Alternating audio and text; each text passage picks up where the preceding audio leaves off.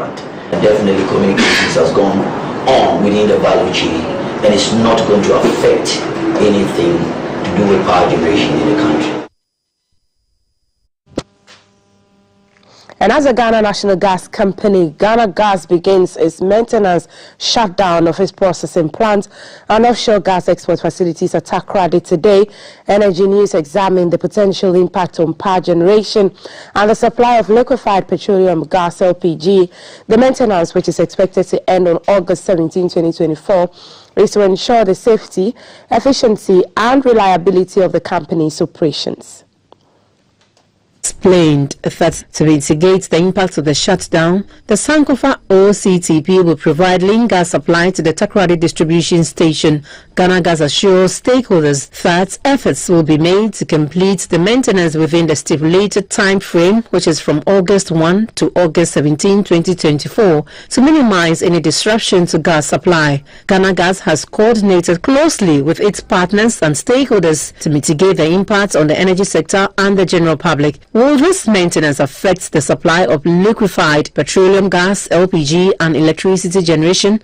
Vice President of the LPG Marketers Association, Gilbert Kumi, says the 3-week maintenance will not affect LPG supply as the necessary arrangements have been made to mitigate the impact. The Atuabo gas processing plant is going to be shut down this weekend for about 2-3 weeks for a routine maintenance. And for that matter, we are unable to lift LPG from Atuabo from next week. But we have been directed by the National Petroleum Authority, NPA, our regulator, to lift LPG from Tema and distribute to everywhere in the country. We want to assure our consumers that there is no shortage of LPG in the system and we don't anticipate any shortage. There should be no panic buying. The Volta River Authority, VRA, has arranged for additional supply of natural gas from Nigeria, while some of the thermal plants will also utilize liquid fuel for power generation.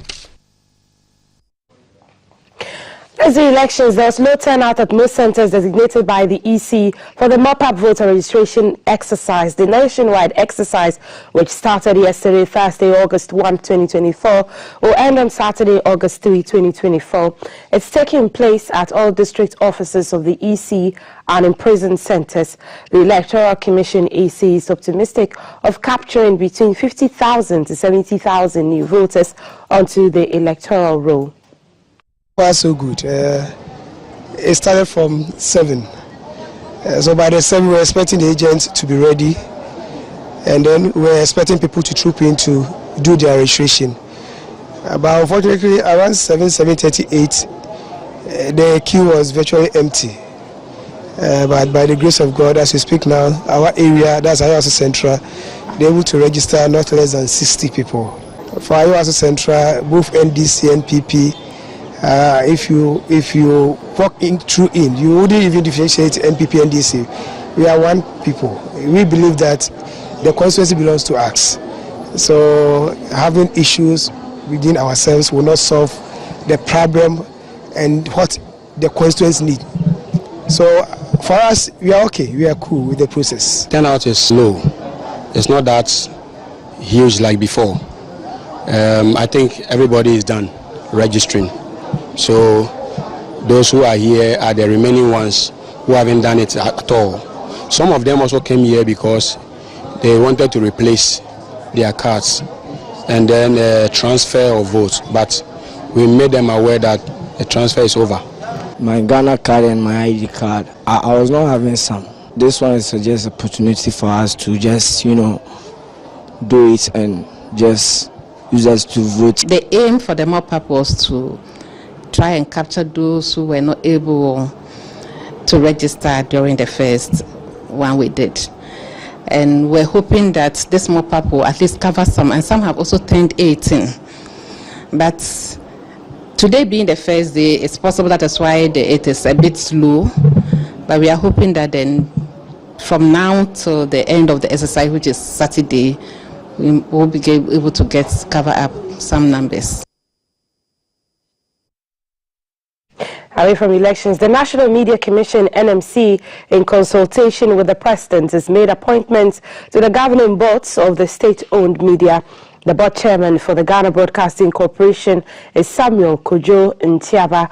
The members are Dr. Tano Deborah, Francis Datsi, Peter Jakwa, Amasewa Nekwe Tete, Thomas Bruni, Ej Efriye Nketia, Raymond Kuma Akwa are the Director General.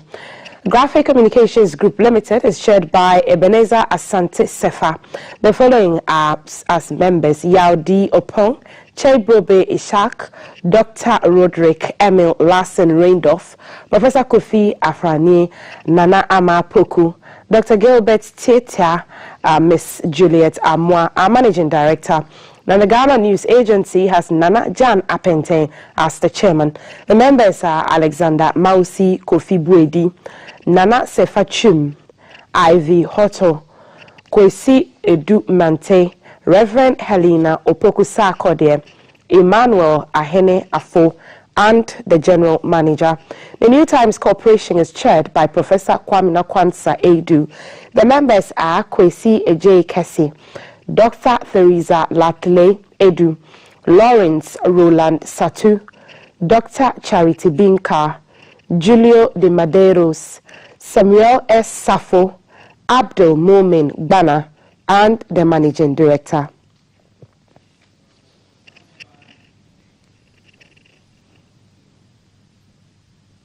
Let's move to fishing. The Ministry of Fisheries and Aquaculture Development has opened the sea to artisanal and inshore fleets to resume fishing activities. The sea was closed for a month as part of measures by the ministry to recover the depleted fisheries stocks. Now, at a symbolic opening in Ada Aklebanya landing beach site in the Dangme East District of the Greater Accra region, the sector minister, Mrs. Hawa Kumsin, commended fishers as stakeholders for a successful implementation of the 2024 close season, with a call on fishers to end bad fishing practices to sustain the fisheries sector of the economy. The implementation of the closed fishing season by the Ministry of Fisheries and Aquaculture Development and the Fisheries Commission is to help in the recovery of the overexploited fisheries resources, rebuilding of depleted fish species, and reduce fishing pressure on the fisheries resources to ensure fish sustainability. The month-long closed fishing for artisanal and inshore fishers has ended, and the sea has been opened for fishing. At a symbolic opening in Ada Aplagbanya in the Dangme East District of the Greater Accra region, the Minister for Fisheries and Aquaculture Development, Mrs. Hawa Kumsin, and some dignitaries from the ministry performed the symbolic opening ceremony with a key to resume fishing activities.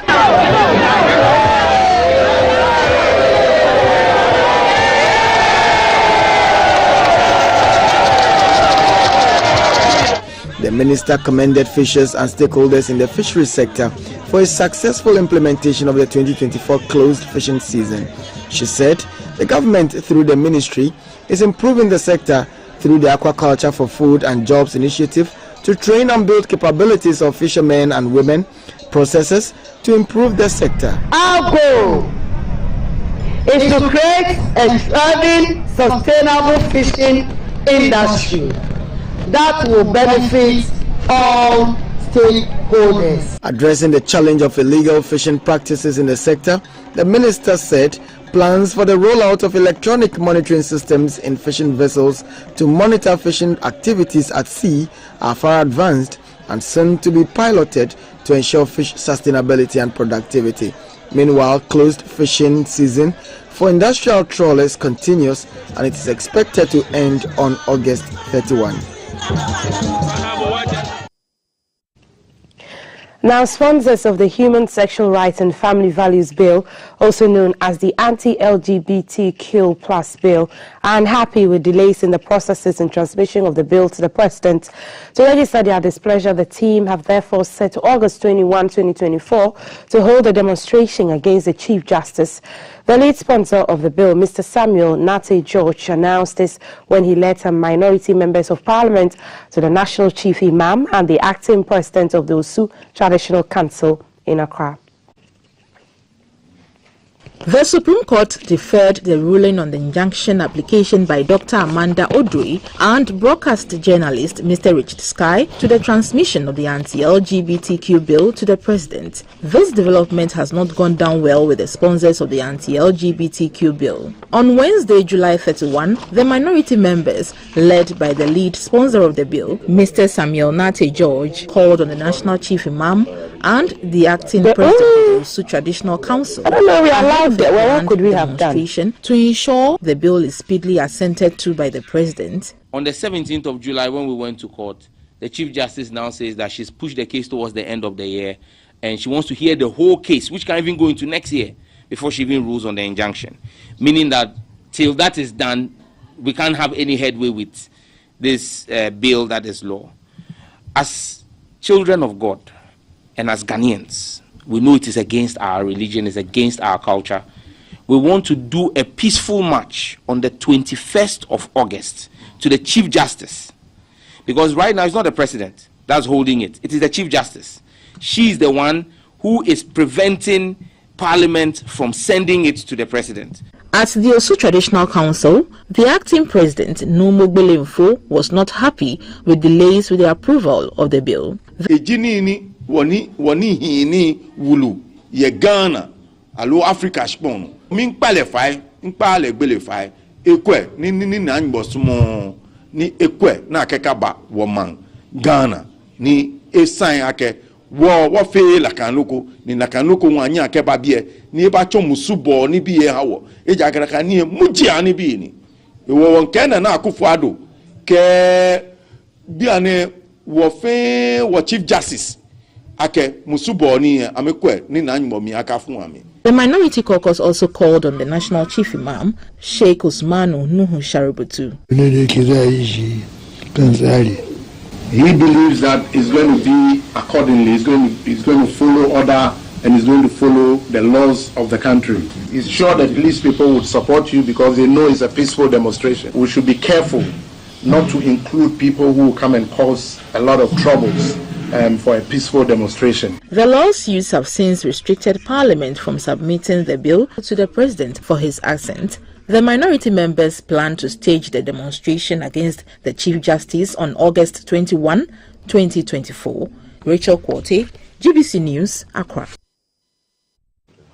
Let's take you to the foreign front now. 3 Americans, including Wall Street Journal reporter Ivan Gershkovich, who were freed in a prisoner swap deal with Russia, have arrived back on U.S. soil. Mr. Gershkovich, 32, was one of 16 prisoners swapped for 8 Russia prisoners in what has been described as the biggest exchange since the end of the Cold War between Russia and the West. The exchange at an airfield in Turkey also included the release of former U.S. Marine Paul Whelan and Russian-American journalist Alsu Kumasheva after touching down at Joint Base Andrews in Maryland. Mr. Gershkovich, Mrs. Kumasheva and Mr. Whelan emerged from the jets to cheers from those on the tarmac. All 3 were greeted by U.S. President Joe Biden and Vice President Kamala Harris before each embraced their families. Speaking ahead of their return, Mr. Biden welcomed their release and declared their brutal ordeal is over. He praised the role played by America's allies, particularly Germany and Slovenia, and hailed the release of Mr. Whelan, Mr. Gershkovich, Ms. Kumasheva, as well as leading Kremlin critic Vladimir Karamurza, as a feat of diplomacy. The 3 released Americans will be transported to the Brooke Army Medical Center in Texas for a medical checkup.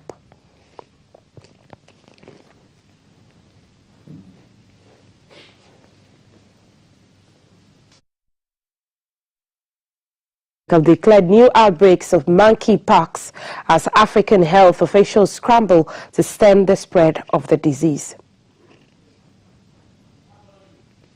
Announced a new outbreak on Wednesday after a case was detected in a passenger traveling from Uganda to Rwanda at a border post in southern Kenya.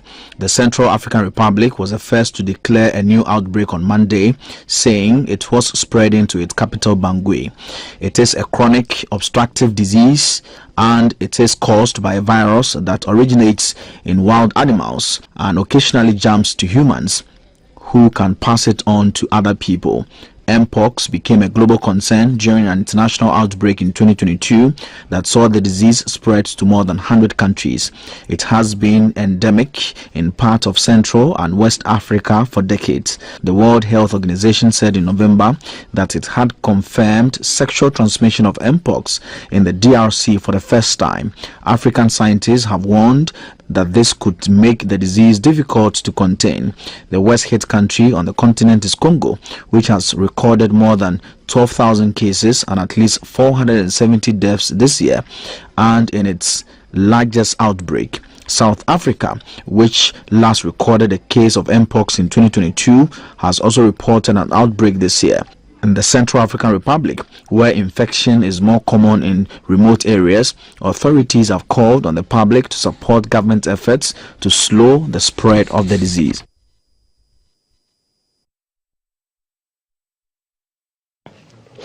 Iran's supreme leader presided over a funeral on Thursday for Hamas leader Ismail Haniyeh and his bodyguard who were killed in an assassination blamed on Israel that risked escalating into a regional war. Haniyeh came to Tehran to attend the inauguration of Iran's new president, Masoud Pezeshkian.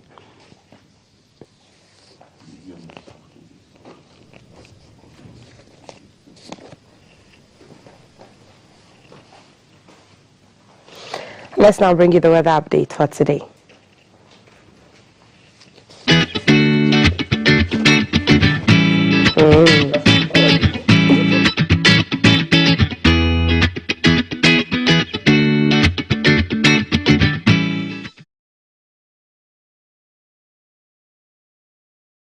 For the updates, our chief meteorologist Shirley is going to give us the rundown. Good morning, Felicity. If I can predict some showers already happening across Accra. Hope you are well this morning, and how is the weather going to fare today and the weekend? Yeah, good morning, Multity, and good morning to everyone in the studio and our viewers and listeners. Yes, for today, Friday, this morning, we are having some rain and drizzle over some portions of southern Ghana. And then likewise those over the northern sector. We expect the trend to persist for the weekend into that tomorrow and Sunday, where we anticipate that most areas over southern Ghana will be cloudy with light rain or drizzle occurring over places with scattered cases of rain and thunder over the northern sector.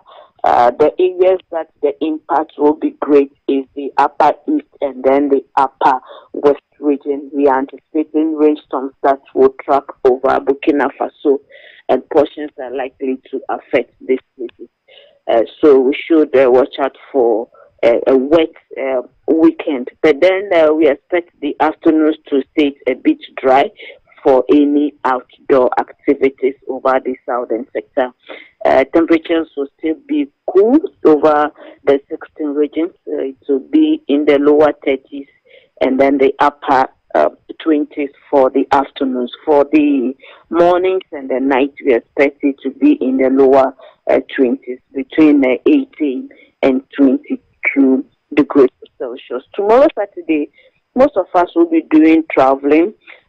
So for the southern sector, we expect widespread mist and fog patches, which is likely to affect visibility. So we are advising motorists to take their time. And then also, if your vehicle has a challenge on the road, we pray that you should find a suitable place to park it so that it doesn't become a nuisance to another road user.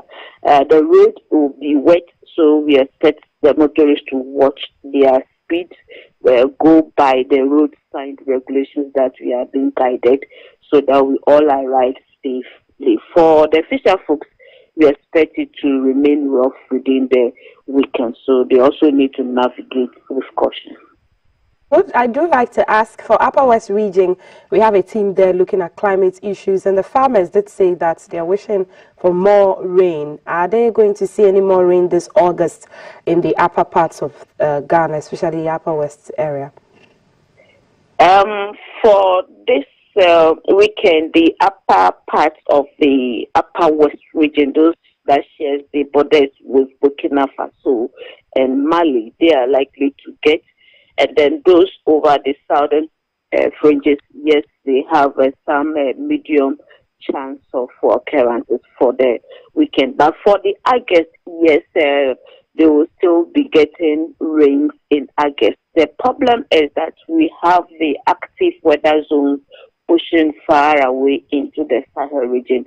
We are anticipating it to start declining pretty soon, so that the systems will come over them. But we have 2 or 3 rainstorms in August for them.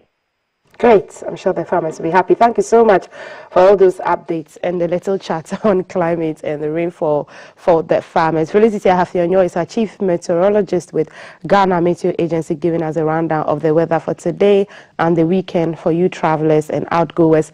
Let's bring you the Loto numbers for today.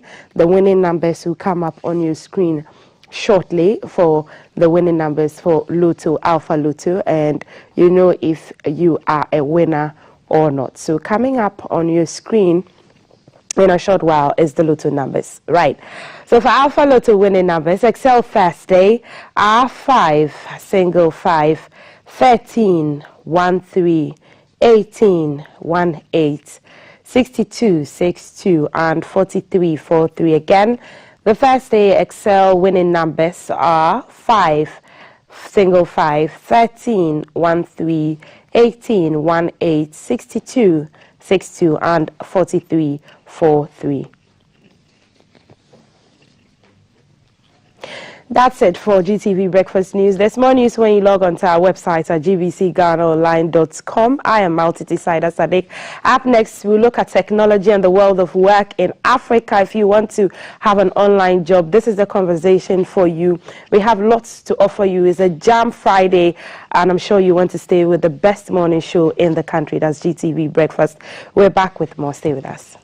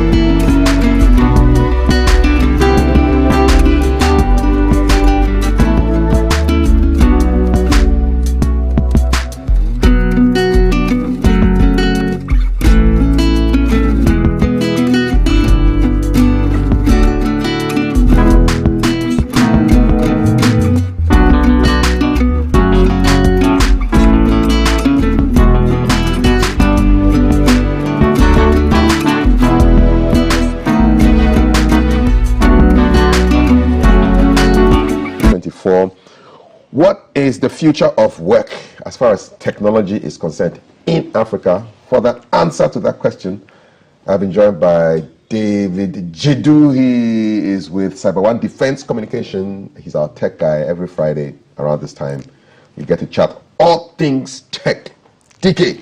Kev. Good morning. Good morning. How are you doing? I'm blessed. Yourself? I day like my name. Oh, thank God. Before we jump into our conversation, talk to us about this map. All right. Good morning to our viewers. So yes, as usual, we show the world with some live cyber threat map. This should tell you that whatever you are doing on the space, I mean on your mobile phones or computers, in the office, you should know that there are some attacks going on. So you can see some red, lines coming through. Those are malwares, attacks going. And malware, always we say, is a family of several attacks in there. That's where we have viruses, we have Trojans, we have ransomware, we have spyware, all those falls under this red attack going on. So you see, these are on major attacks. Well, Africa too, we have ours that sometimes affect us. Then we have some of the exploits too that was going through. So today you could see the number of attacks that is for today. And you could have some analysis. We're doing some analysis that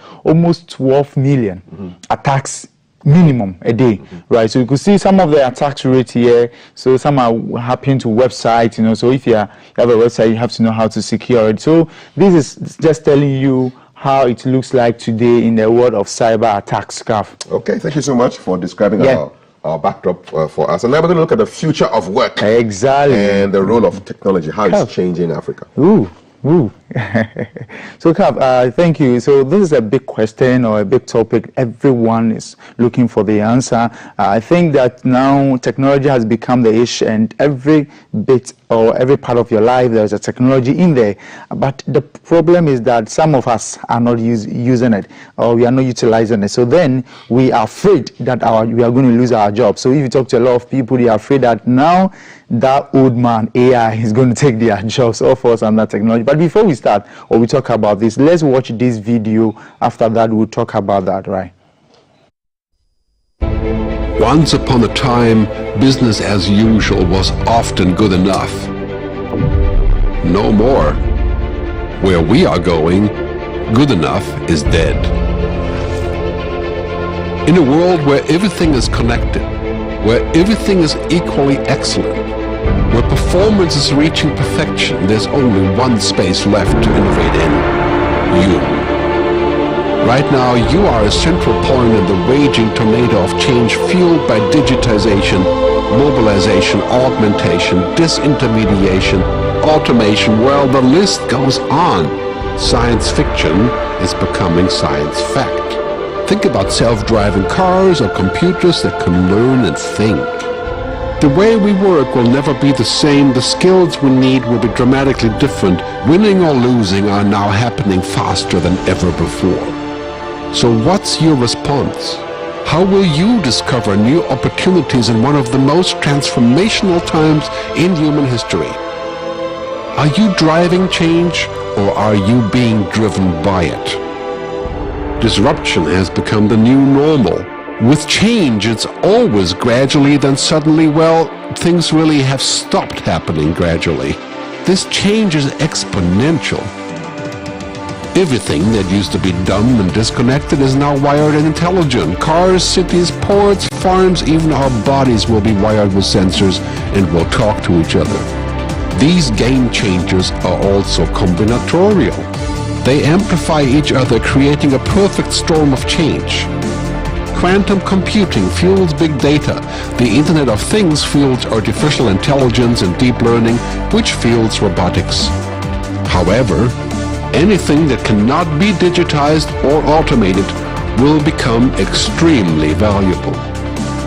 Human-only traits such as creativity, imagination, intuition, emotion, and ethics will be even more important in the future, because machines are very good at simulating, but not at being.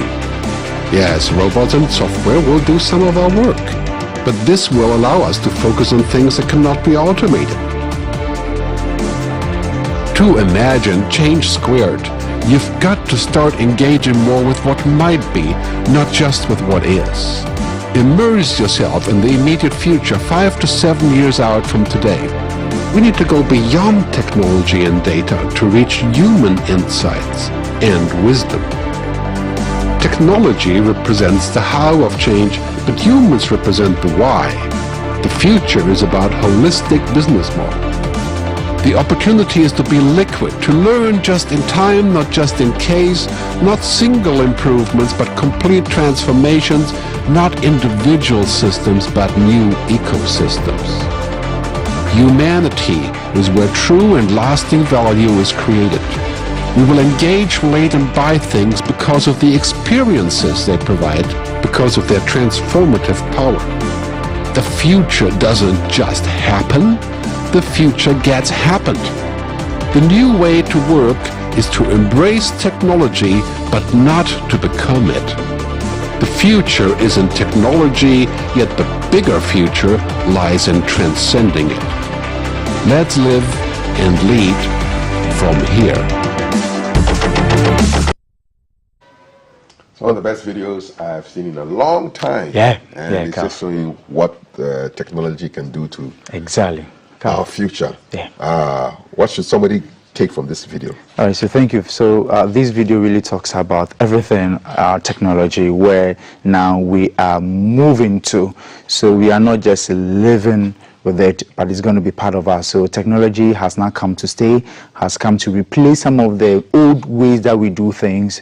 And you should know that whatever you are doing today or whatever you are going through, there's a tech aspect of it. But the point here is that we are sliding slow. We are laying back or behind. And we feel that there's going to be a way or technology should do for us. The very important thing here is that we need to learn. So that we need to learn to unlearn. There are so many old things that we do, our things, filing, calculating, and all those things.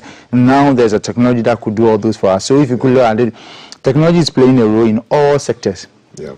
Agriculture, financial. Talking of agriculture, I visited a farm 2 weeks ago. Okay. And the farmer, his name is Kojo, Koto Boating, he's able to pinpoint the exact tree which needs a particular amount of energy or of inputs into it, because his whole farm is mapped on his app. So he can tell you that, oh, if you go down, he can be in Accra and tell his farmhand, go to row 8, line 4, tree 6. It is lacking certain things, and then you put it on it, and it's just there, right there. Simple. The whole farm is mapped. So, if you go to China and most advanced world, you see old people doing farming, and they are not using their workforce or their hard labor. Energy is just calculated, computing, doing everything for them. And we still find ourselves here where we still live 50 years behind. So 50 years is too small. With a hole, right? So technology is really changing the way work is like in Africa. So we're seeing that technology has changed a lot. The important thing here is that how do we be part of this? How do we sign up onto these things? The first thing is that we need knowledge. I always say that you need to get informed about these things, get knowledge about these things. Whatever you are doing, that's where the word came, digitalization, and people do not really get it, understand it well. It's about able to, whatever you have around you, let's digitalize it. Let's bring it on the space. Let's make it work. So you're talking about more automations, works, not doing the same thing. So we come here, we have some platforms like ALS, right? I think, yes, my screen will come. So you have some platforms like ALS where, yes, it will come right. Well, we have to refresh this. Yeah, refresh it. So what you are saying is that we have platforms whereby you could get knowledge about these things. So ALS is there. You can get more education, more strategies on all these things. It's just a course you need to pick. Is you have to stay updated. And one thing now today we are doing is that we are back right here. So here you see, start your career as a virtual assistant with ALS. So we have a lot. They have a lot of programs, and the good thing is that most of these are free. Right? No cost. Yeah, no cost. Yeah. So they are free. So what are we doing? So whatever you want to do today, there's a way we can do that. We have to, you know, get the knowledge first, right? So get the knowledge. Don't think that you can just be there, or you are looking now, you are now going to enroll another university to teach you technology. Because this is free, right? It's free, CAF. 8-week course for free. It's free, CAF. Just for the data. And this is for Africans. I didn't come here to show you digital garage and you tell me that it's made for this. Why? These are African projects or programs available for us to be able to use. So we have all. So whatever you're looking for, I like the stats. 100,000 learners since 2021. Just 3 years, 100,000. 85% employment rate, which means almost 9 out of 10 people get a job after training. Satisfaction score 93%. It's great. So ALX Africa. ALS. So one of the best platforms that could happen to you. So all that we are saying that yes, technology has come to replace the way we do our works, right? It has come to replace the way we do our legs. So the next one is Flutter. So here, endless possibilities for all. Right, so this one of the, when it comes to the banking sector, it's one of the wireless or the best projects that they have to be able to assist you in your banking stuff. So they provide you with a lot of solutions. So you could. So these are able to bridge the gap that we have, the old ones. So send money home to loved ones, sell online as small business, process global payments as enterprise, build financial product as a starter with Flatwave. You know, so you can put your small business online. Yeah, put your small business online. Flutterwave.com. Yes. All right. So we have that. Then next one is we have Enyata. Right. So Enyata is going to load. So build and ship scalable products with on-demand engineering teams. Yeah. Okay. So here too, they have projects available, all to help your business grow, all to be able to. So you can talk to them on-demand engineering team, you know, argumentation. So they build a strong project solutions for people where you could also sign up onto it this moment, right? So these are some of the projects that are available that we could sign up onto. So we have that. We have the. So this is for remote work. Yeah, for remote work. Tunga.io. So normally these are for IT professionals. You want to get remote work. You want to really get into these things. They coach you. Some people have the knowledge, but they don't. They need some coaching to be able to meet the demands of whoever they are looking for. So these are some of the platforms that we could use. You know, Tunga is in Dansuma, right? Yeah. Yeah.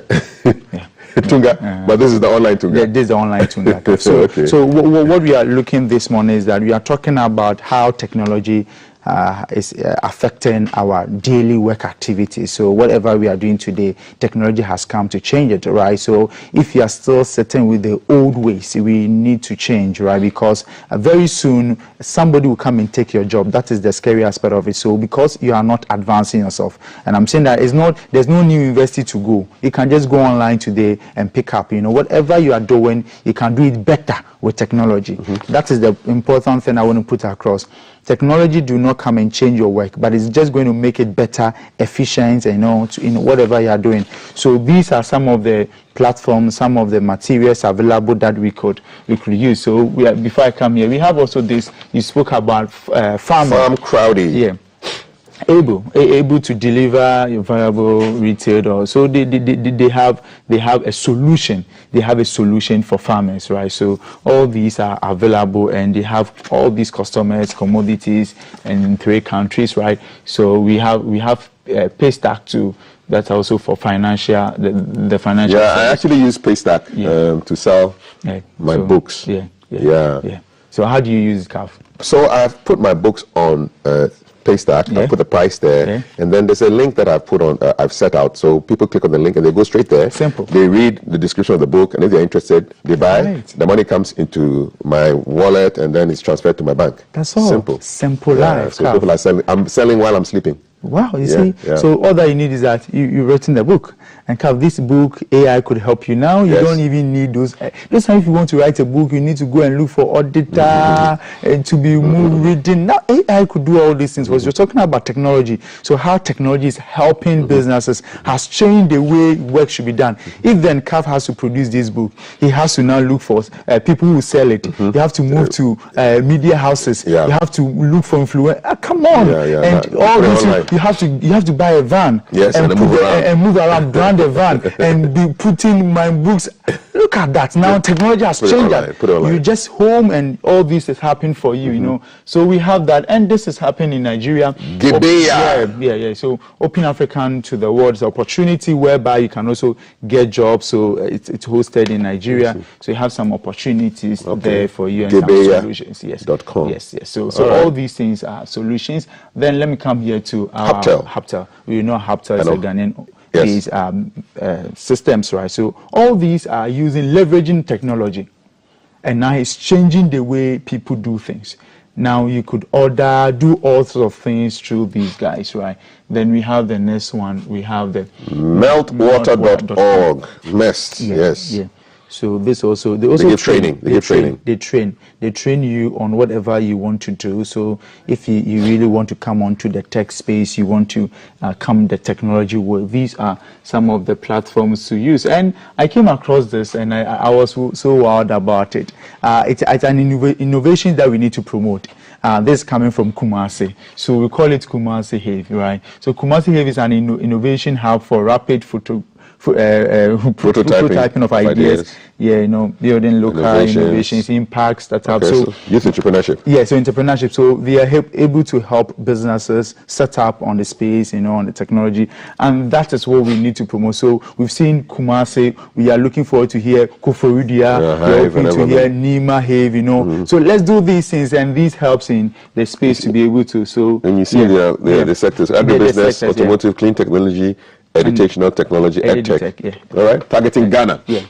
Yeah, so we have that. Then we have this one, adaptive hiring. Let's put every project on the front banner. So we have the Andila. This also who's South Africa, South Africa. There are more than 150,000 high-skilled tech professionals on our roster. Most are largely, So what they are doing is that they're able to bring all the tech guys together so that they can be able to get the job market or get whatever they want. After getting all this knowledge, you need to sell out your knowledge, right? So these are for developers, right? So what's it called? So moringaschool.com.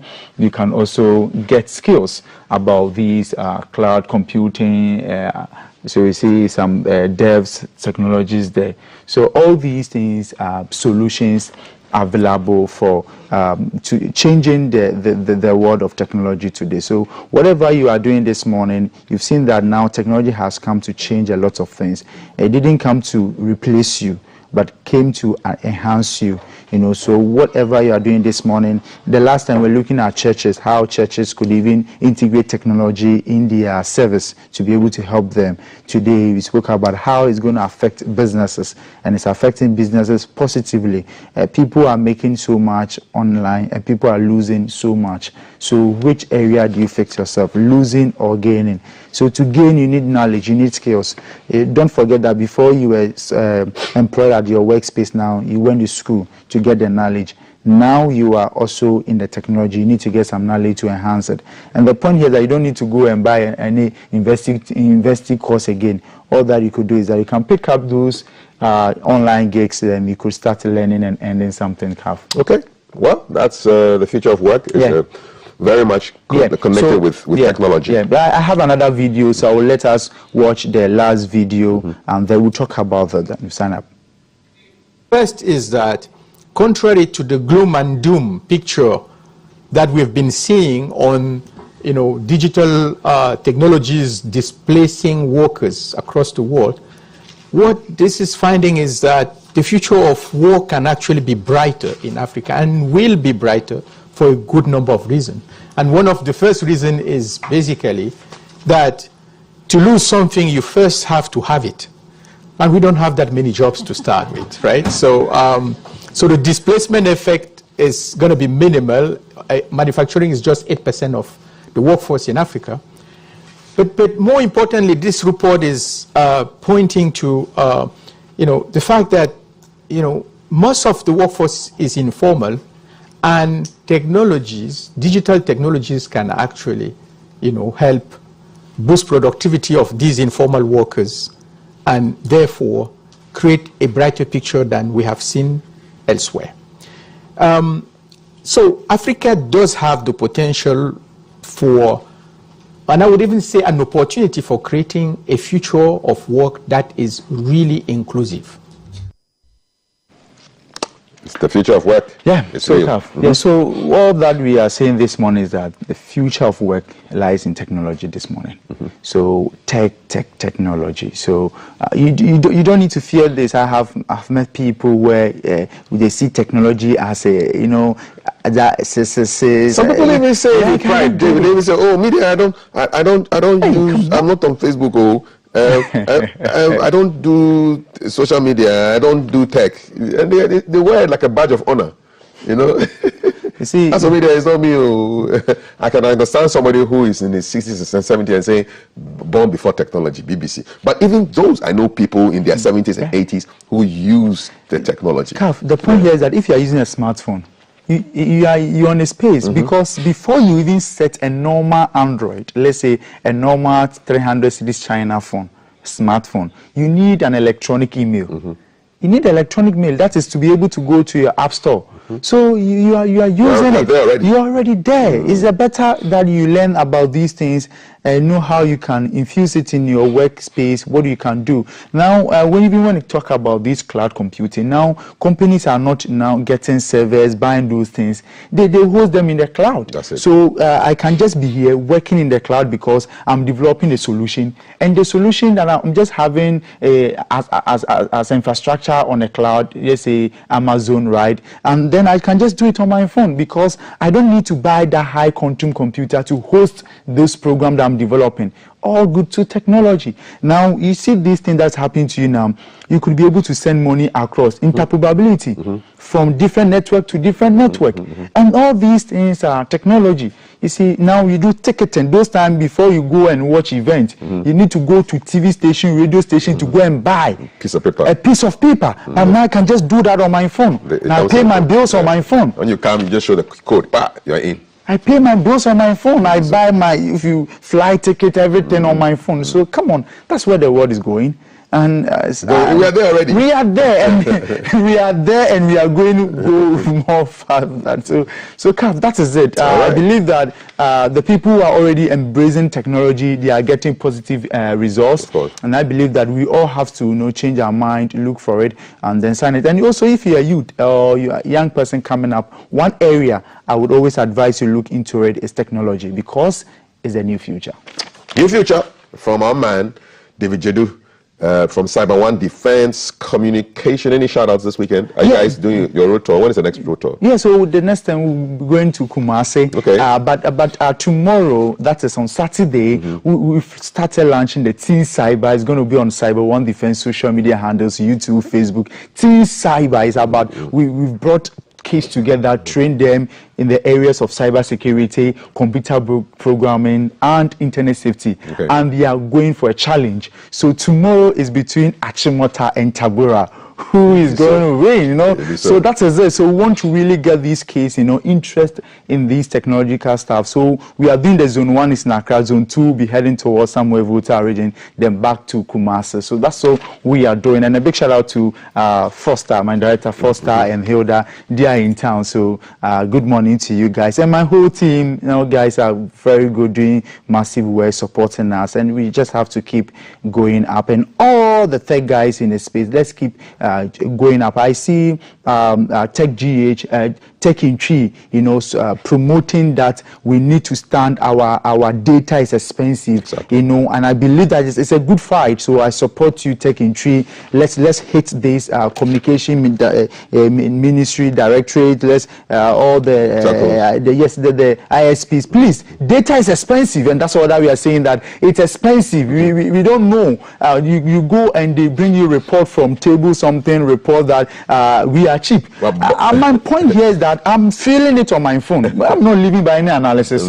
I'm living by what I'm feeling on my phone. The data is on my phone. The data is on my phone. And you bring me analysis that is cheap. No, I'm not. So please, all that we are saying is a hashtag, reduce the data for us. I'm not saying about information. I mean data bundle. So let me say they should come down. Yeah, they should come down for us. The sad thing is that when you want them to come and speak, they don't want to speak. They're communicating through press releases, but we need a human being, okay? So they ask questions. To exchange data in real time. Well, David, thank you so much. Thank you, Carl. Enjoy your weekend. And that's our Tech Corner. This morning, it's 6:58. Still to come, we have our open jam session. We've got the ladies sitting down for headlines. We've got our sports. And ahead of that, the only man who, if you mention his name with walking, it's not a crime. His name is Jay. And he has walked to the studio, so he's a jaywalker. But no offense. He has the social media corner for you, and you will enjoy it. I can promise you that. In 30 seconds. Don't go anywhere.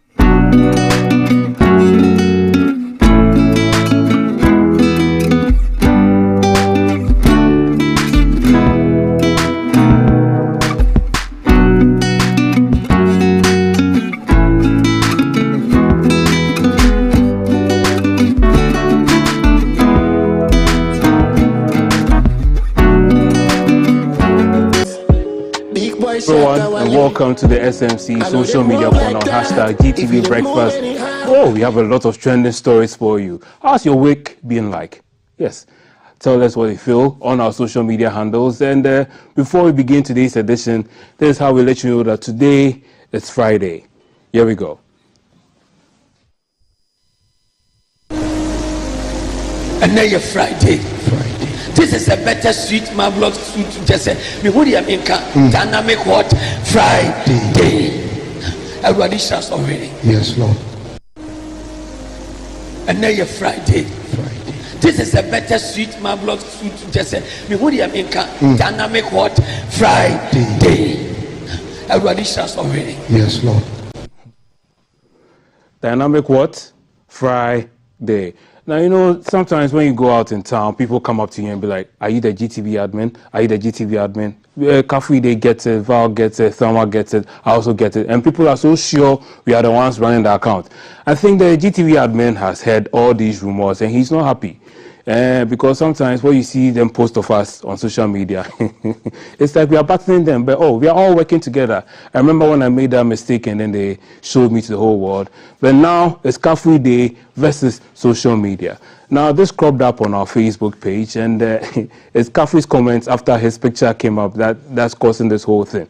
So, busted, Kafui Day caught enjoying breakfast behind the desk on the breakfast show. And of course, this was the picture the GTV admin decided to share with you wonderful people out there. And it's the comments that are getting to me. So Vanessa says, old man, way the chop plus apron. If nobody that'll be like, then the wicked see for boys and girls like 10 times. And then this is the response you're looking for. Kafui comes in and says, admin, you are next to, yo. And it goes on and on. Someone too says, man must eat, for the journey ahead is far. And then Inusa says, I think that's the essence of the program, breakfast show. You know what, Inusa, you deserve breakfast for that. So your breakfast is on the GTV admin. Message him, private message him on social media and say, I am the one who said you should come for your free breakfast. Yes, you'll do it for you the whole of next week. There's also my personal vendetta with the GTV admin. So, Kafui Day eating breakfast behind the scenes. A lot happens here, BTS. So it's nice to see. Now, to the Paris 2024 Olympics, a lot of controversy going on, a lot of things that are trending as well. I remember the South Korea and North Korean athletes took a selfie together, and one of the times that the countries have been united in recent times, and a lot more is happening. So we're bringing you a few of them, the first of which is the boxing brouhaha going on currently.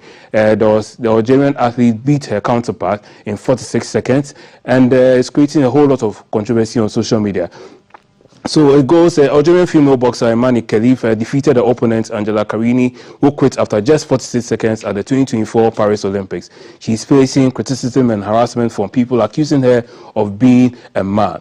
She reportedly has XY chromosomes. She was disqualified from the 2023 World Championship after failing an unspecified gender eligibility test. Why does LGBT stand like LGBT? And it's making me trip on my tongue. My goodness me. She has high levels of testosterone. LGBT, let me keep quiet. LGBT, you know what? I'm going to move on. Yes. So so a lot of people saying she's a man and she's not a woman. It's like having her compete with women. It's not fair. The IOC also released a very long statement saying they support her. She's also she's a woman. She qualifies to box in the female championship. But anyway, here's the video of the match. Let's hear your thoughts on what you think of this.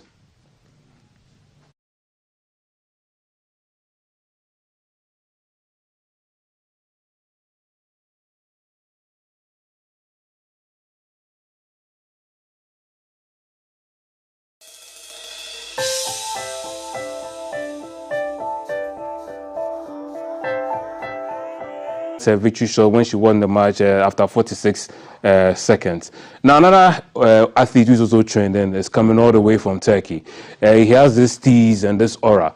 There was a shooting championship, and usually when people are shooting, they have all these kinds of equipment. Some of them cover their eyes so they can have visuals properly. Some of them also wear some ear marks so when they are shooting, they can see the target. Now, Turkey's representative, he won silver, but the reason why he's trending is the whole stance with which he did the whole thing. And people are joking on social media that he's a former it's a former assassin. There's nothing you can tell them. So here's a picture of him, commenting that like the way he's trending. This way, and it's like that's him. And he says, this 51-year-old Turkish athlete, Yusuf Dikec, makes a statement about going viral for competing at the Olympics without specialized equipment and winning a silver medal. And quote, he says, I did not need special equipment. I'm a natural shooter. Just look at the stance he has made over there. And he won silver. So you can imagine if he had taken his hand out of his pocket, that means he would have won gold straight. Yeah. So it's like as people were making fun, they went to his Wikipedia page and it says he grew up in a Tasolok village of Goskon district in this province. After his primary schooling in his village, he completed his secondary education in Gokston. In 1994, he enrolled to the military school of gendarmerie in Akara. So he realized that he spent a lot of his time in the military. And so it's like all these jokes you are making about him being a former assassin, for all you know, it may be true. You're still doing the most over there. So Vybz Kartel has also been released from prison. That's after he spent over 12 years in there for a murder charge. But the Court of Appeal has finally released him. Vybz Kartel is a DJ known for a lot of famous music. We have a video of his lawyer being mobbed by the audience, by the crowd when he was released from prison.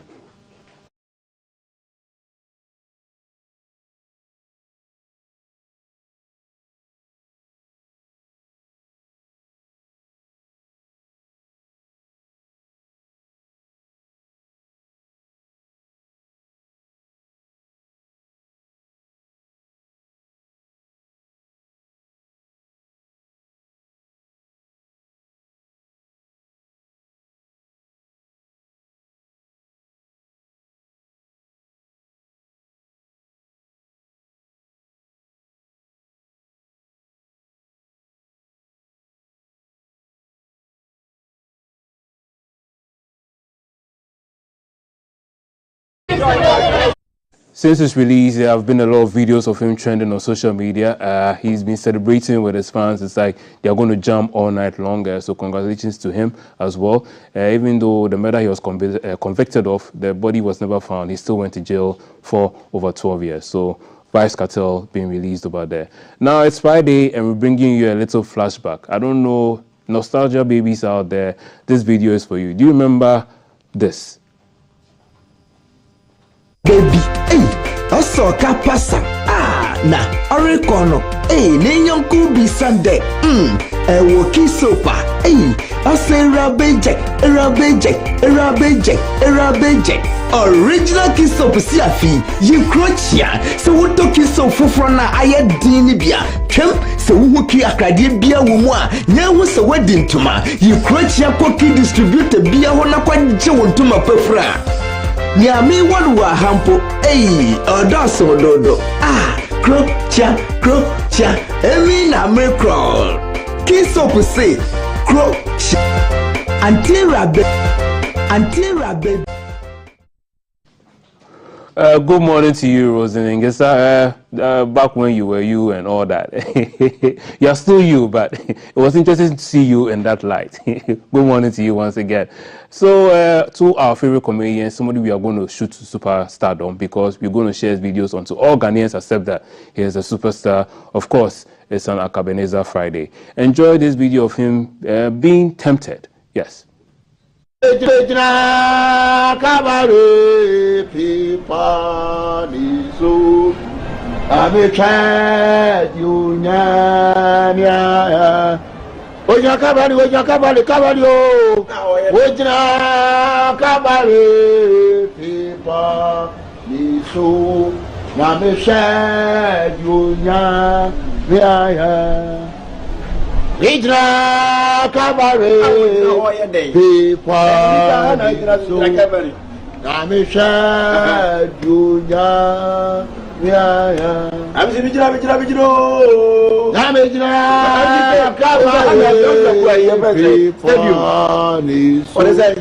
I'm Namisha Junya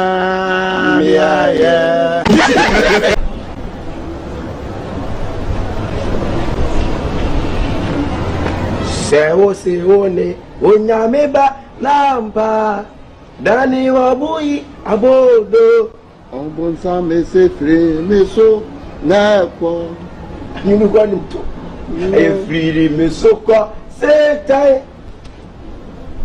Sewo ni Onyameba, Lampa, Dani Wabui, Abodo. Yes, Christo, Buffy, man, bro. Yes, to get to be full. Oh, what a hookah. Babui, a day. Jeremiah. Yes, to get to the buffalo Jeremiah here.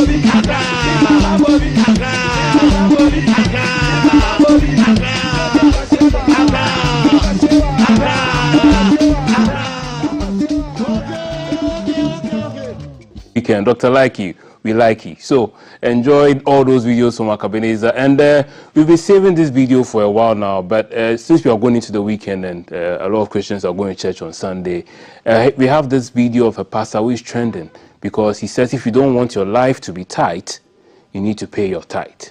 So listen to him. The reason why things are tight for you is because you don't pay your tithe. Preach. You don't pay your tithe. Listen, if you want to eradicate your suffering, then pay your offering. Am I speaking to somebody? Because the reason why some of you remain in financial captivity is because you lack sensitivity to divine connectivity. Your prosperity lies in your generosity towards people of spiritual authority. Yes, sir. I'm speaking to somebody. Yes, now, sir. listen to me. Right on, if sir. you want to rise in life, surprise your pastor today with one bag of rice. Yes, sir. Amen? Amen? The other day somebody told me he was denied visa to Turkey. And I said, why not? Why not? When you have never bought your pastor even 1 kilo of turkey. You understand? Later you pray for blessings from the I am that I am. But you cannot even bless your pastor with 1 tuber of yam. Some of you even say, Father, watch over me. Father, watch over me. The question is, have you ever bought your pastor wristwatch before? Reach. You understand? Reach. Later you say you have issues in your marriage. Why won't you have issues? When you have never bought your pastor even a pair of shoes. Listen to me. The attitude of gratitude is what determines the magnitude of your altitude.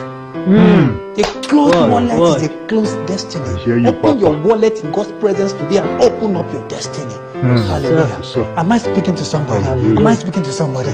Bring out. The reason why things are tight for you is because you don't pay your tithe. You don't pay your tithe.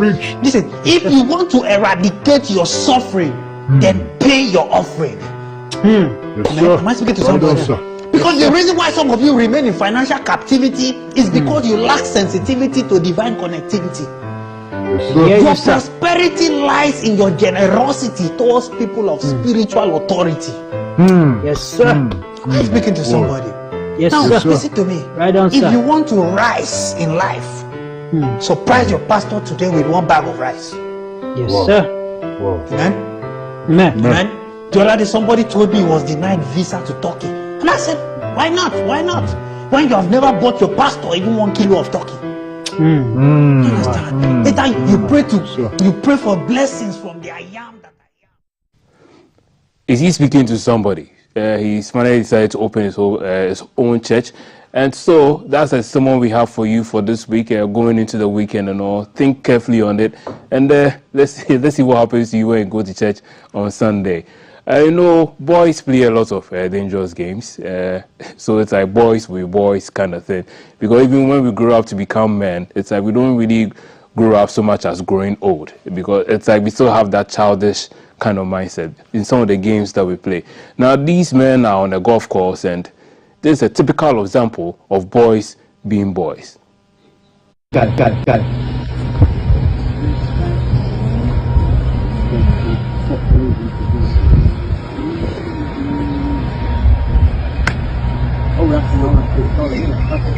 Go on.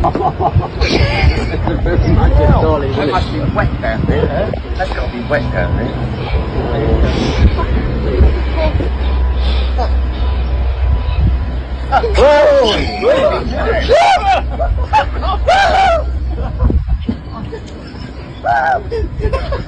Fuck off!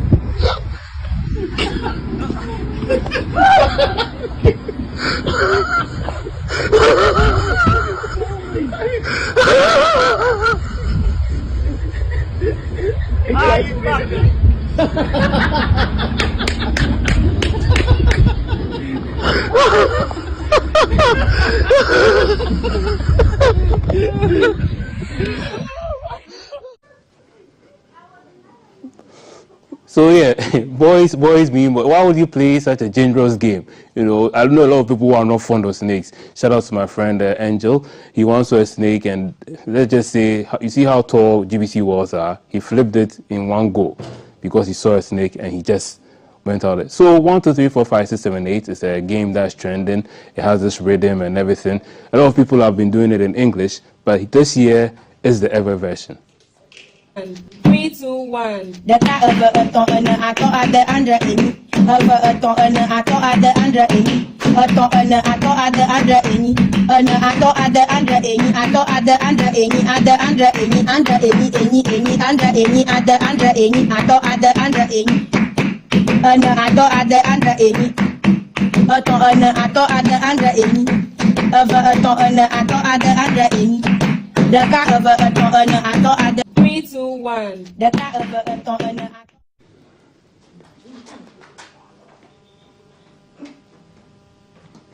So that's the version of the game in ever. And so DJ Switch also jumped on that trend with her mom, and we're bringing us that same game in Nzima. It was quite interesting to watch because when her mom got to the number 8, how you pronounce it in Nzima, it caused a smirk on DJ Switch's face. Maybe you understand it when you watch the video. Alright, 1, 2, 3, 4, 5, 6, 7, 8 challenge, but in Zima. Now I do not know 1 to 10 in Zima, so she's gonna teach me. And we're gonna learn. Hopefully you will probably learn something too, so. Yeah, I'm not perfect though, but I will try. Listen. So me kinda when I say that you repeat after me, okay? Okay. Let's go. Alright. Echo, enyo, listen, enna, enu, so, moche.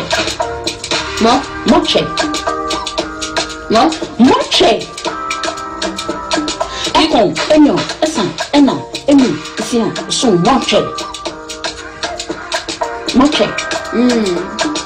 No, why are you looking at my face? Echo, enyo, listen, enna. Enu, isia, so moche.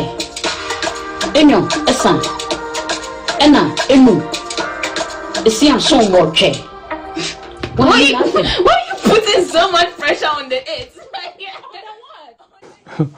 DJ Switch, you know, for us give your mommy. Look how she was into the beat and everything, teaching you, and you're there messing around with her. Anyway, one month or if not to play with. So that's time for us here on the SMC, the social media corner. Time now for some sports. Let's go to Studio 5.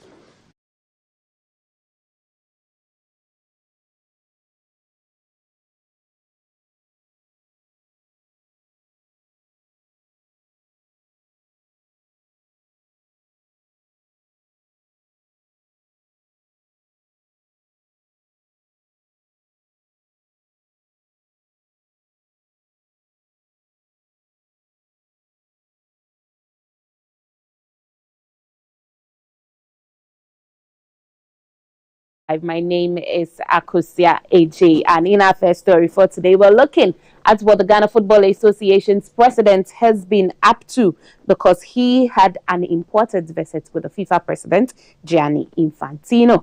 So the Ghana Football Association's president, Ketso Kraku, met the FIFA president, Gianni Infantino, in Paris on Thursday. The meeting, initiated by Infantino, focused on the advancement of football in Ghana and Africa. Infantino extended a warm welcome to Okoreku, expressing his enthusiasm for discussing the progress of Ghanaian football. Speaking after the meeting, Okoreku shared key points about aligning the visions of FIFA and the Ghana Football Association. According to the president of the Ghana Football Association, he would want to say thank you to President Gianni Infantino for the invitation.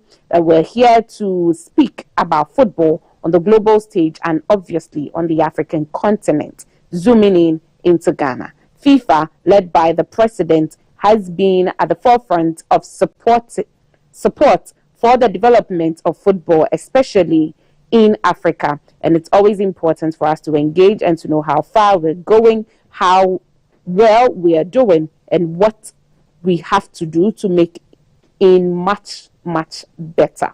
I think that the president is very clear in what needs to be done. And these are some of the things that Ket Simeon Ekraku said after his meeting with the FIFA president. In some other stories, Nations FC coach Kassim Mengele Kante is optimistic about his side's chances of making a big impression at this year's In-Century Cup being organized by FC Samatex. There's an upcoming tournament that we've been invited to play. You might say some few words and how important it is in your pre-season preparation. Oh, although we've not finished with our condition work, but it's also important for us to assess some of the new players that have joined us, and whatever we've been teaching them, our tactical play, see how they will fare in it, and after that tournament, you see where they fall short, so that we improve upon that. Actually, the whole team where they will fall short, so that we improve upon it over there. It's a good exercise, to be a good exercise for us. Yeah, obviously there will be no pressure to go and win, but obviously you're a competitor. Once you see trophy. Normally people don't understand pre-season. Pre-season, when we are going to play, forget about the scoreline or anything. Okay. Go and play, assess your team, see if they are playing according to your rhythm or your philosophy. And after that, you come back and correct the mistakes. You know, and you can correct individual players too. You can see their strength, their weakness in the match. That's why we call it pre-season. So when you come back, you do the necessary corrections before the league starts. So we are not going with a pressure. We are going to fine. We're going to play. If we are going to play to correct our mistakes and get ready for the commencement of the league. Stay with football, and Kumasi Asante Kotoko head coach Dr. Prosper Nete Ogum has returned to work after undergoing a successful surgery. The Porcupine Warriors are hoping to improve their performance after their disastrous campaign last season.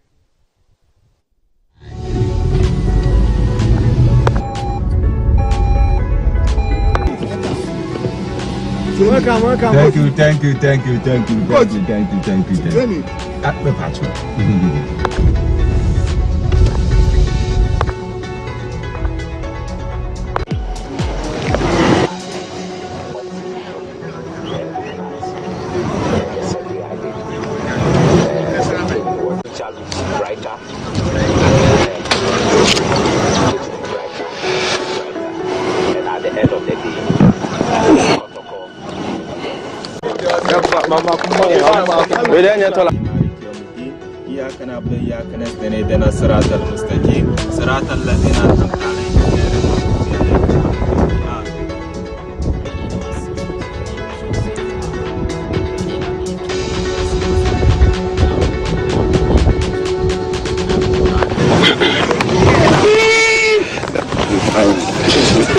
Good morning, coach. Good morning. This morning we are very happy to have you here. It's been a tough journey for you and your family, And though we were not with you, but spiritually we were with you. Today we all here are very pleased to have you, and through your journey we are here to present you this, to celebrate you and you're coming back. Thank you very much.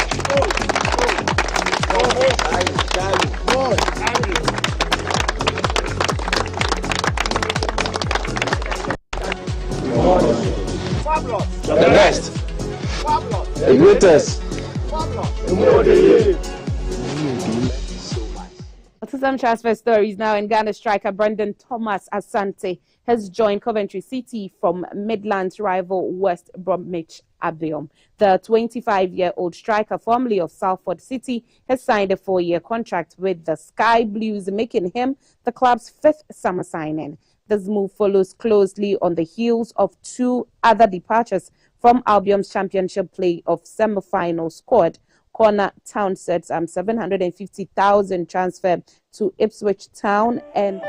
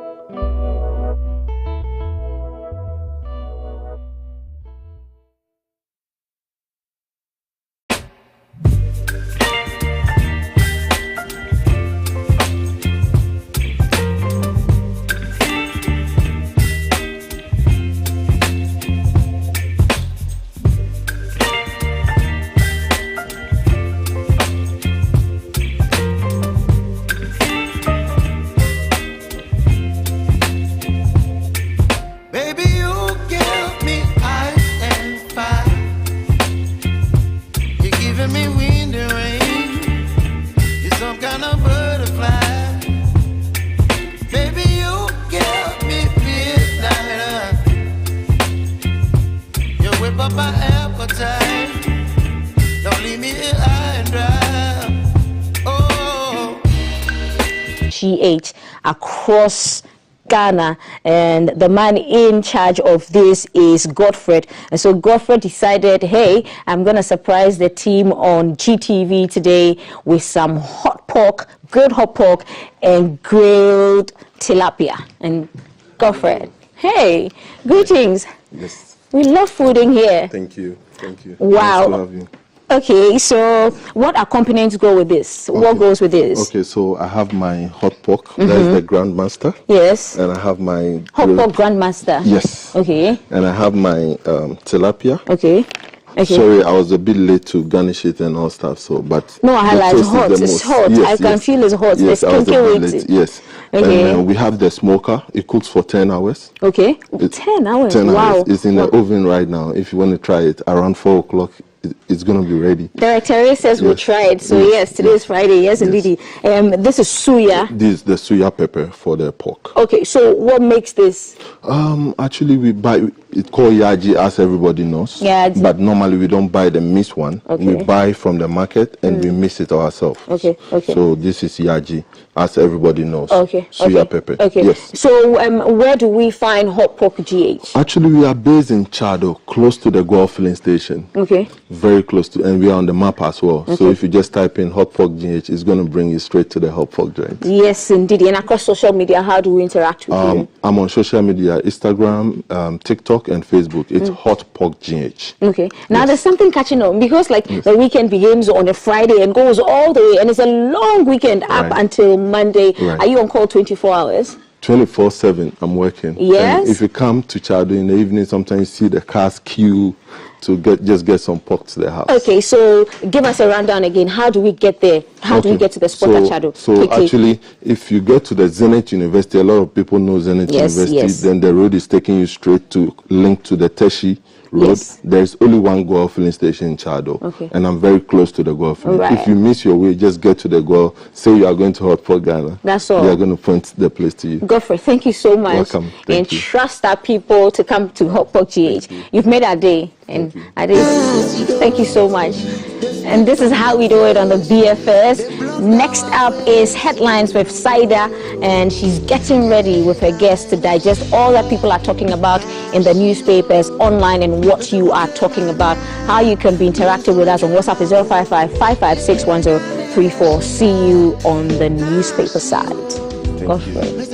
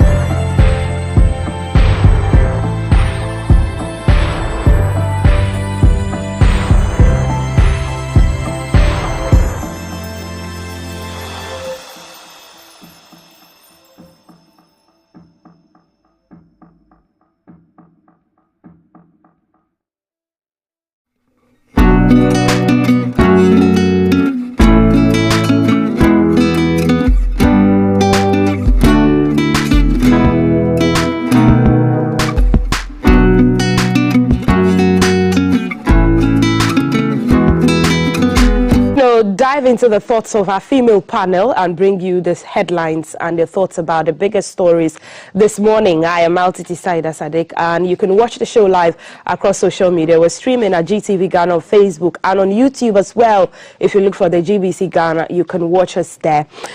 In the studio this morning to help us dive into the big stories, we'll be doing kind of like a wrap-up of the week as well, because lots have passed through the week, from the weekend of the NDC campaigns launch to all the big stories that happened this week. The affirmative action bill has been passed, and the former finance minister and the minority leader and Mr. Jakpa, who have been acquitted and discharged of all the allegations. Now, in the studio this morning to help us discuss that is Hajia Hamdatu Ibrahim Hussein. She's the independent committee. She's on the independent committee of the CPP. She is a member. Hajia Hamdatu. Good morning. Welcome back to the show. Great to have you. And on Hajia's left is Dr. Ekia Amuakwa, National Communications Team member of the MPP. Doc, hi, good morning. Good morning. Welcome to the show. Thank you. We're meeting for the first time. Yes, and good Great morning to have all you. Your lovely viewers. Amazing. Great. So we begin our discussion, and do join our discussion via our WhatsApp number 055-556-1034. Let us know your thoughts and comments about all the big developmental issues that we're talking about. But we begin our discussion, ladies. I'm sure you've heard about the Ejapade book, and the president saying it's an invention to mar his image. And in the Ghanaian Times, it says that President Akufo-Addo for the first time has broken his silence on the Ejapade book, which has been in circulation for some time now. He says it's the biggest fabrication and is deployed to mar his image and credibility of the electoral season and for electoral purposes. According to him, he has been the target of numerous false and malicious stories aimed at attacking his credibility and integrity over the years, and the Ejapade document was the recent attempt to achieve same. The document, which first surfaced in the lead up to the 2020 general election, had found its way back into the public sphere and has been in circulation for some time now. And the president has broken his silence. That is just, you know, an attempt to mar his image and for electoral purposes. Hajia, I'm sure you have heard about the Ejapade document, which has been in circulation for some time, and who have asked the president to speak, or the government to speak, and now the president has spoken. Yeah, good morning to you, and then good morning to Doug, and then our cherished viewers out there. And then the special good morning goes to our chairman, current chairman of the Convention People's Party, Wing Commander Sobojo retired. Good morning, and the wonderful work that he's doing with his team to make sure CPP is back on the political landscape. Okay, because if it's anything at all, some people want to people will say sand in our gari. They will make sure that will fill the presidential candidate, because people are going around negotiating and trying to stop us from even the committees that are working for the party. Some people are trying to sue them. You know, I remember when the NDC were going to Congress, and then somebody went to court. They were even in their regions ready to have their Congress. I think same in some of the constituencies of the MPP. So I would like to call on the rank and file of the Convention People's Party, those who mean well for the party, that the independent committee under the able leadership of Wing Commander Sobojo retired, we are on course and we are working for the best interest of the Convention People's Party. So no cause for alarm. Yesterday I was at the Ghana Report Summit. And I think that was where the president made. You asked whether I heard about this Ejapade. To be honest, we attended a summit that was emphasizing on disinformation and misinformation. Right. And then if you look at what happened yesterday, in fact, I was so happy. The only challenge I had was that I think CPP were not part of the panel who had the discussion, but maybe it was an oversight or something on part of my good sister. I have to really applaud her, Rashida Sani. She did very well. And if you see a young, talented person doing this kind of work, I think we should applaud her and encourage her, and encourage all journalists to learn from the example she's setting in this country. So Rashida Dasba, And then I congratulate you with your team yesterday. I was there when the president was speaking. You see, and then during the panel discussion, I want to take it from that angle. I remember Nana Banama. She assembled some youth to seek their view on maybe misinformation. How, when they get a news, how did they take it? Okay. Some people said, oh, they go to the reliable bloggers to find out whether. But what I got from all what was discussed is that people, we have to be very, very careful. Even what you say about somebody, you can't take it back when it is already in the air. So for me, I think that was an opportune time for the president to speak about this particular hijab. In fact, me, I've not read about it too, because I'm busy with other things. You know, the affirmative action bill was passed. Right. The next day, Owling Ghana, led by and congratulations! I saw you pick up the award. Oh, in fact, let me tell you, that award, I took it on behalf of somebody. We were rather awarding the outstanding women of this country. Okay. And then Eslowosu, Minister for Communication and Digitalization, was not present, so I picked the award for. Let me set the record straight. Well, congratulations to you and her. Women supporting women. Yes, women supporting women. So, you know, she's my friend. And then when they had cabinet that day. Okay. So they closed very late for her to be able to. So they just said, her friend Hajia is here, so Hajia should pick it. Because they know she's my friend, she's a sister. I don't call us like a friend, but a sister. We did back. So you see, my dear, it is very sad that maybe we spew out lies about people. People will just hear something instead of investigating, knowing the source, whether this is a fact or not. They just run with it. But you see, when you do that, maybe about 200,000 people have watched it. Okay. But maybe if you come to apologize, or maybe say, not the 100 people will be able to read that. That is what I've learned from the summit yesterday. So I think we have to be very careful. And that was an opportune time for the president to speak about it. It is up to the MPP communicators to also run with what the president, because I don't know the content of the document, because I'm not interested in it. To be honest with you, I'm not interested. I'm occupied with, this is an election year, with what the CPP will do to present a presidential candidate. That is where my focus is. So, well, those who are doing the Japadia book or something, I think Doctor will be in the best position to talk up on that issue. Dr. Marco, why did it take so long for the president to talk about this, the MPP to distance itself from this whole Japadia halabaloo that has been, making circles? Okay, thank you. Let me first start by thanking the president and commending the president, the vice president, the minister of local government, and all the parties involved in initiating the DRIP program. I think we've all seen the pictures making round on social media, and I think it's a proud day to be Ghanaian. Over 2,000 equipments to be distributed to all the district assemblies in this country is definitely a commendable achievement. So, to the issue of the Japa book, I feel like that book has even been renamed so many times, and honestly, it is stranger than science fiction. It is so far. I mean, I don't know if anybody has actually taken time to read it. I have it, and I tried breezing through, and it is just, well, it's a lot. Yeah, it's just stranger than science fiction. So I think initially the idea was not. You see, if someone is spewing something that you know is not true at all, has no merit, sometimes it's best to just ignore the issue and hope it dies down. But I'm really glad the president has finally addressed it, because it seems to be making rounds, and I feel like this kind of thing always happens when it's getting to the election year. It seems to be some cheap tactics by the opposition and other parties involved.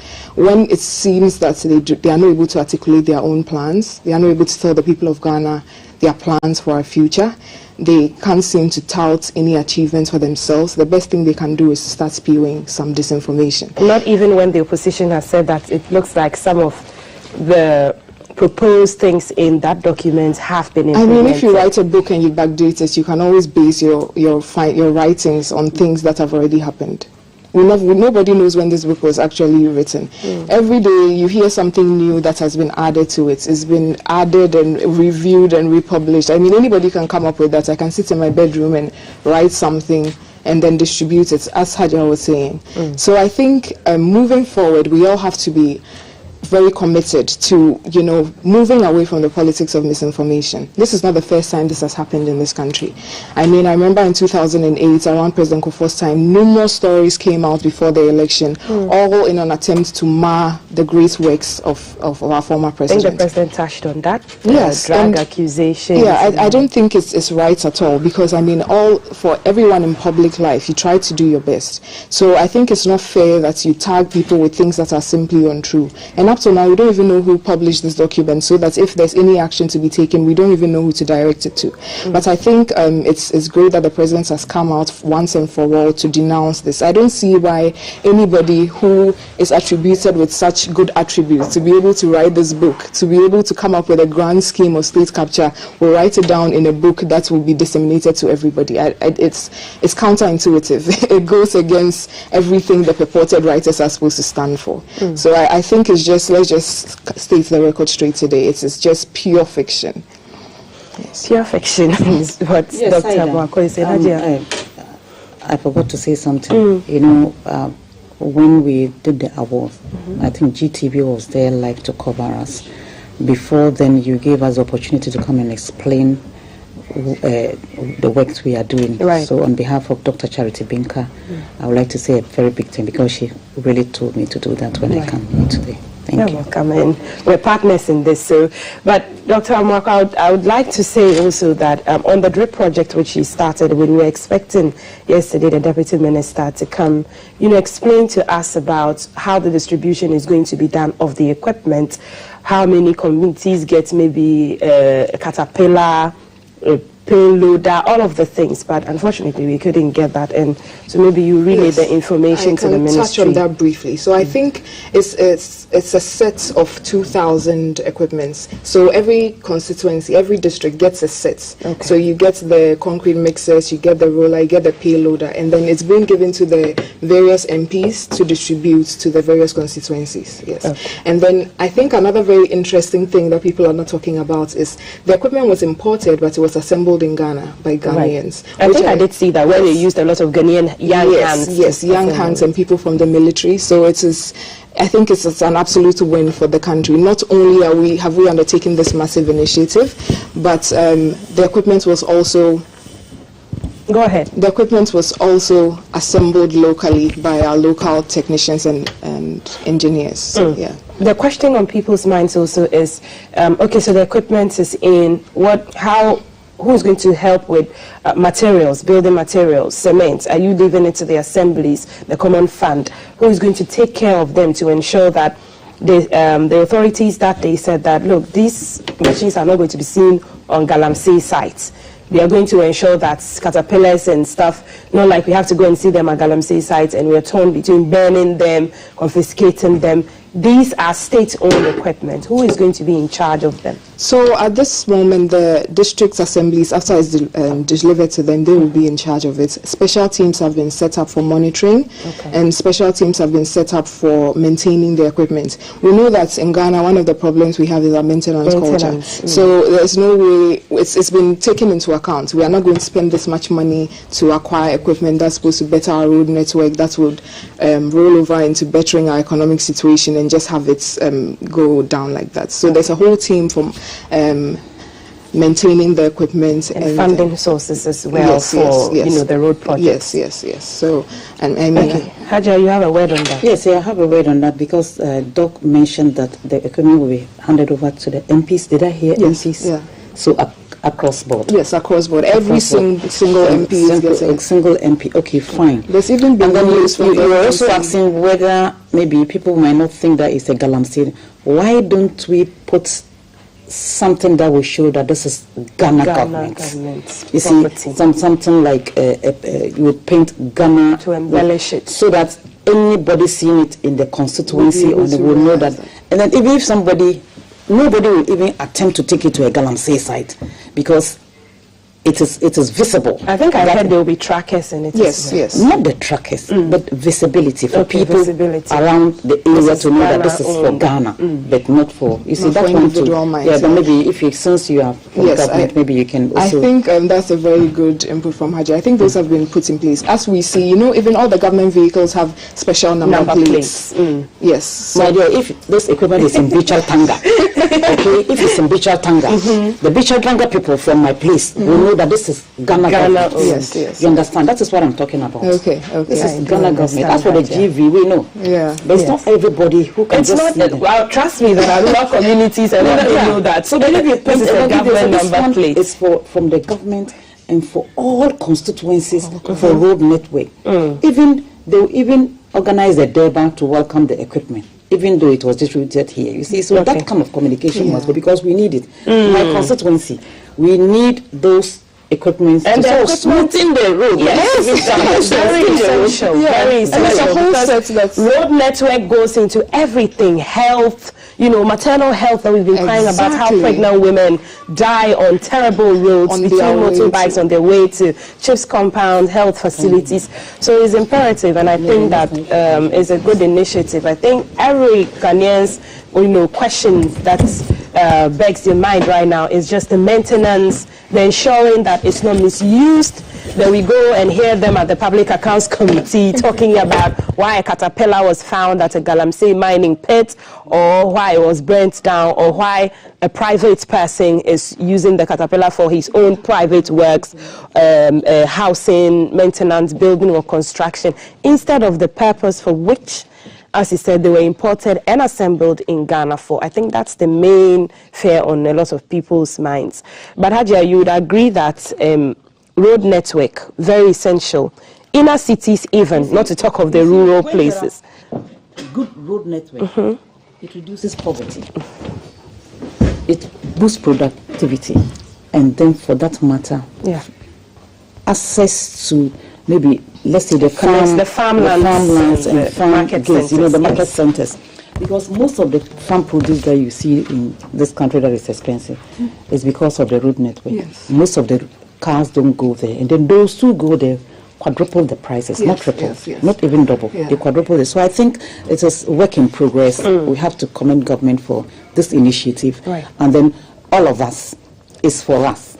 If it was loan that they used to acquire this, all of us are. We have to make sure that we help in the success of this initiative, because it's a good initiative whether we like it or not. I live in Kobenya, and you know how Kobenya, the inner roads are. I'm using a pickup. My daughter was telling me that until those roads are done, we should be washing the cars weekly. Go out and see how the car is. So I think it is good.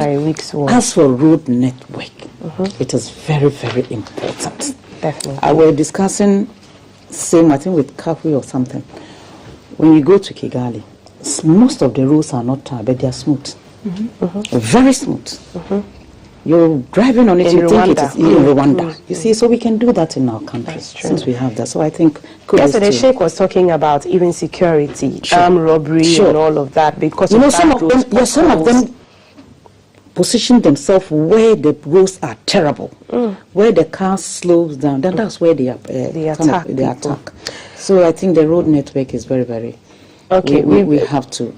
Definitely, Hajia. Thank you so much. We've been joined by Sahadatu Al-Hassan, communications member of the NDC. Good morning. Welcome to the show. Good morning, dear. Let me first of all apologize to you and my mommy in the seat. I can see, I know. She didn't train you were quite late. She didn't train me that way, so I know. Okay. But then it was raining heavily. And then when I took boat, the traffic was also. So I had to, then I had to pick a motorbike and then join. So I apologize to both the panelists and then to our viewers as well for coming late. Right. Let's pick your thoughts on, we've gone past that, but the Ejapade documents and what the president has said at the Ghana Report Summit, distancing himself from it and saying that it's just a ploy to misinform Ghanaians and mar his reputation. Once again, let me say a good morning to you and to our viewers. And then to the next president of the Republic of Ghana, His Excellency John Dramani Mahama, to the woman who has given hope to many young women, the incoming Vice President, Professor Nana Opoku-Agyeman. She's on a door-to-door campaign, and yesterday you could see it was massive. Ghanaians were receiving the message, and the women were accepting the Women's Bank, a policy John Dramani Mahama is bringing on board.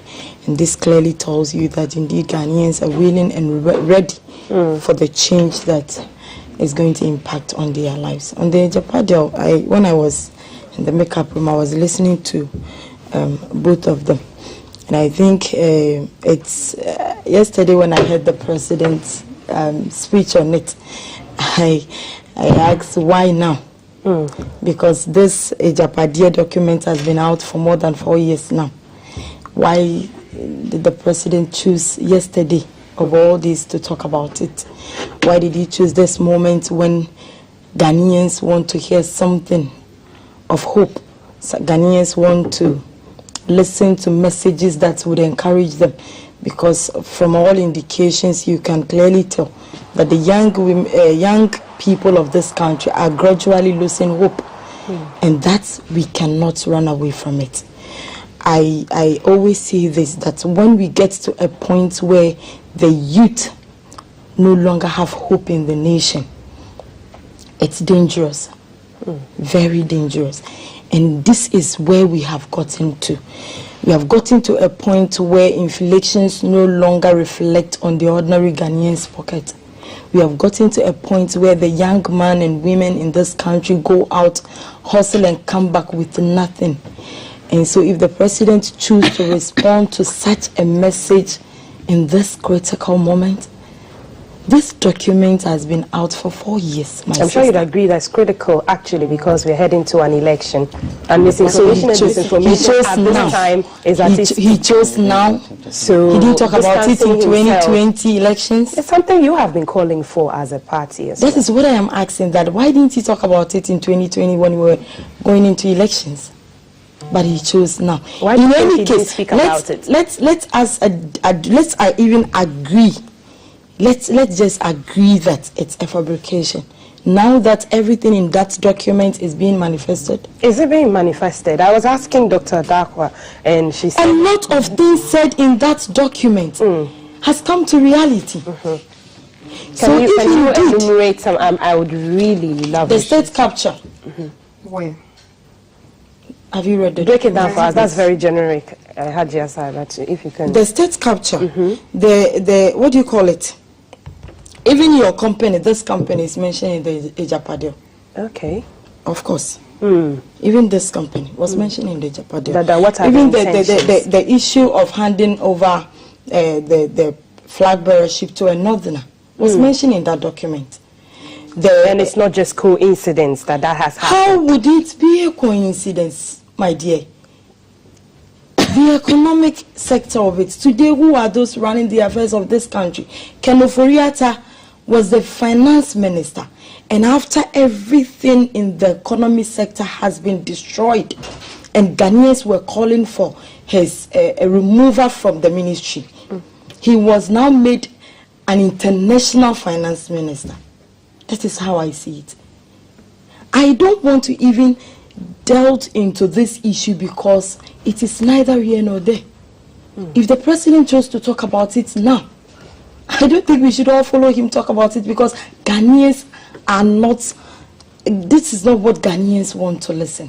These are not the things Ghanaians are expecting now. If you remember, when I was in the makeup room, I heard my sister talk about the drip issue they launched yesterday. If you remember, in the year 2016, by now His Excellency John Dramani Mahama was commissioned Rich Hospital. He was commissioned Kotokraba Market. He was commissioned Atonso Market, Tamale Airport, Terminal 3, Atonso Market, a circle interchange, and a whole lot. This is what the Ghanaians wants to see. This is the things Ghanaians want to hear. The economy is deteriorating. Baumia promise the youth of this country that when he becomes the vice president, the knowledge and the expertise of his economic background is going to impact on the Ghanaians' life. Nanado promised on the RIP project, as I said, lots of Ghanaians are asking as well, when the question of governance and continuity comes up, that as you are clamoring to take the reign of power from the MPP, if you come into power, what are you going to do about this? Of course, this is Ghanaians' money. It's not going to be, that was MPP government. No. Why would it be equipment? So? Why would it be so? This government has borrowed more than any other government. If I should say, this government has borrowed more than all the governments in the Fourth Republic joined together. Okay. Before the MPP took power, our debt was 120 billion. Today, our debt is over 700 billion. And you think this equipment will be left to rot because MPP bought it's under the We've seen regime. That happen with change of hands. We are not going to do what they did to Segleme. We are not going to do what they did to abandoning projects in this country.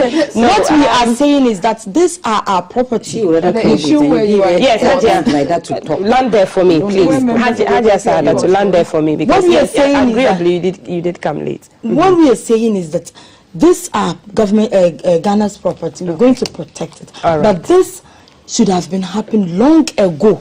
Not with the government that has borrowed more than any other government. Okay. You did say that the former president, John Dramani Mahama, was commissioning and handing over things at the peak of elections and handing over.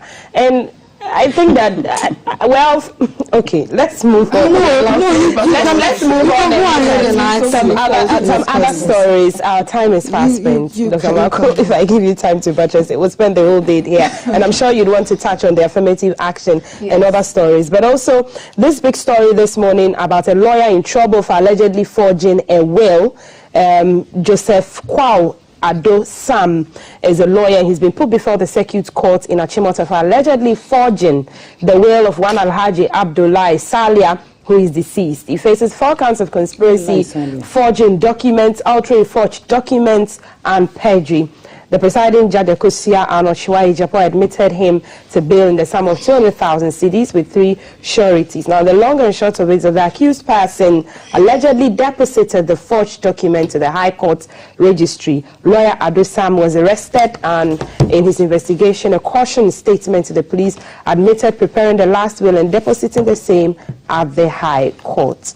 Hajia, this issue of a lawyer, part of the judiciary, doing this, forging somebody's will. It's very serious. And I just hope and pray that the legal council or something, where they get their certification to practice as lawyers, will look into this matter, because I think we've been hearing issues like this. That boils down to what transpired yesterday: misinformation, disinformation. Yesterday when I was there, somebody got up to introduce himself as CPP Communication. I don't know why the person is not. So it's misinformation, you understand? So if a lawyer will forge, when you mention Abdullahi Salia, the name rings a bell. Okay. You see, we are even lying onto the dead. Somebody is dead. And then you go and forge a document. But I think we have to applaud those who were vigilant to know that it was a forgery document, because most people are falling prey to that, because maybe you are entitled to this, but somebody has used some dubious way to take that thing from you. But I think for me, the lawyer, if found guilty, I'm sure his license should be withdrawn to serve as a deterrent to people who think they can just use shortcuts to achieve whatever they want to achieve. I've been telling people that people should learn. Experience, you don't sell it in Makola market or maybe Malata market or any shelves of any supermarket in this country. So maybe if you want to do something, do it in such a way that you will not be you will not be tend to be a criminal, because this is a criminal act. That is, by all means, something the investigations have gone on. That is why they've arrested him, and now he's giving bail. So I think lawyers now, so many people are doing law. Yesterday I saw my good friend, he told me he was in Mokola. I was very, very happy. People like that, when they come out, they will rather make the profession very attractive because I know his credentials. Okay. My son is a lawyer. He's practicing law. He's in Kumasi practicing. And I always, he would tell me, that mommy, at times I'll say, Manani, you've come out. Oh, some people are there, they need legal service, but they don't have the money to do it. Right. And their firm are doing most of the work for people. So maybe, who knows?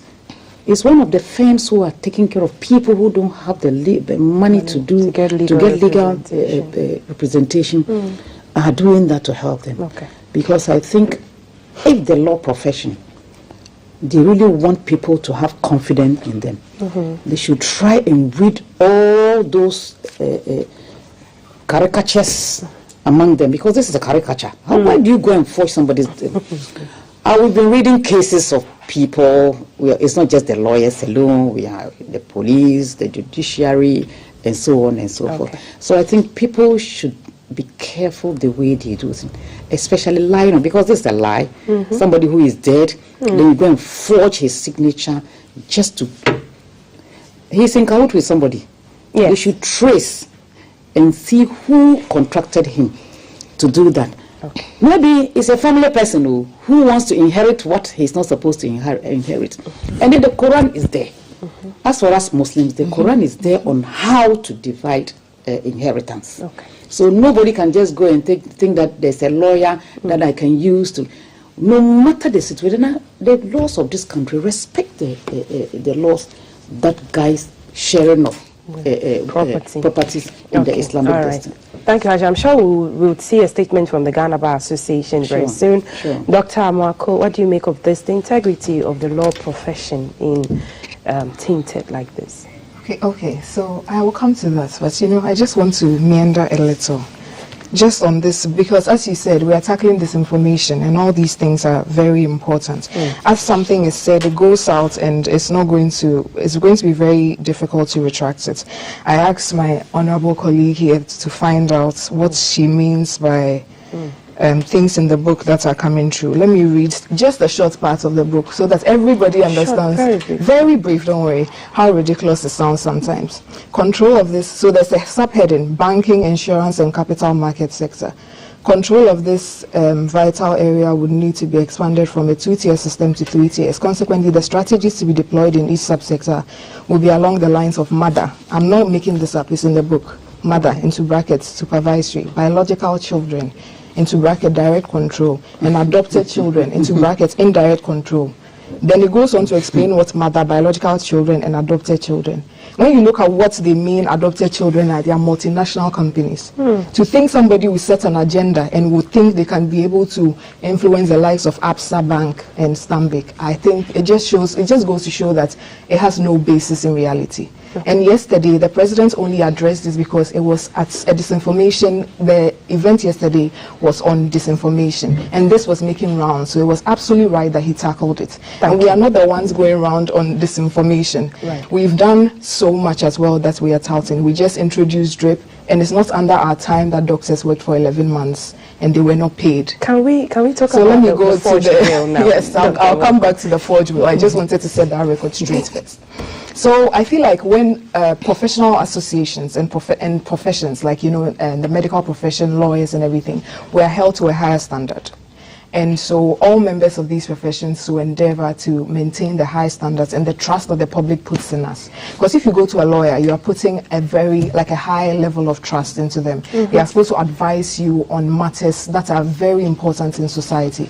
Basically, the law is like rules we've set up on engagements between ourselves in the society. So for somebody who has gone to school to achieve the great achievement of being a lawyer, to put it all on the line for, something that might not even be a lot of money, I know, I can't even think far.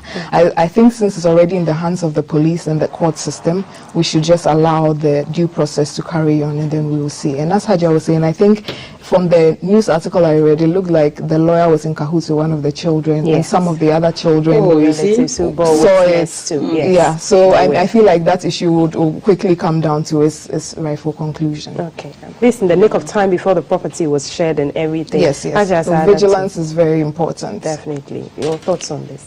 Okay, so I would take my point from where Hajia ended it. You see, Islamically, we have a way of sharing properties. And so when I saw this document, I was like, how did this happen? Because I didn't remember we Muslims going to court and sharing. It is when it becomes an issue that the family or the imams and chiefs could not solve that we get to court. But when I saw this, I was like, that is how Ghana has become now, because we have seen instances where lawyers forge, some even forged documents claiming to be lawyers. Okay, and this is becoming one of too many.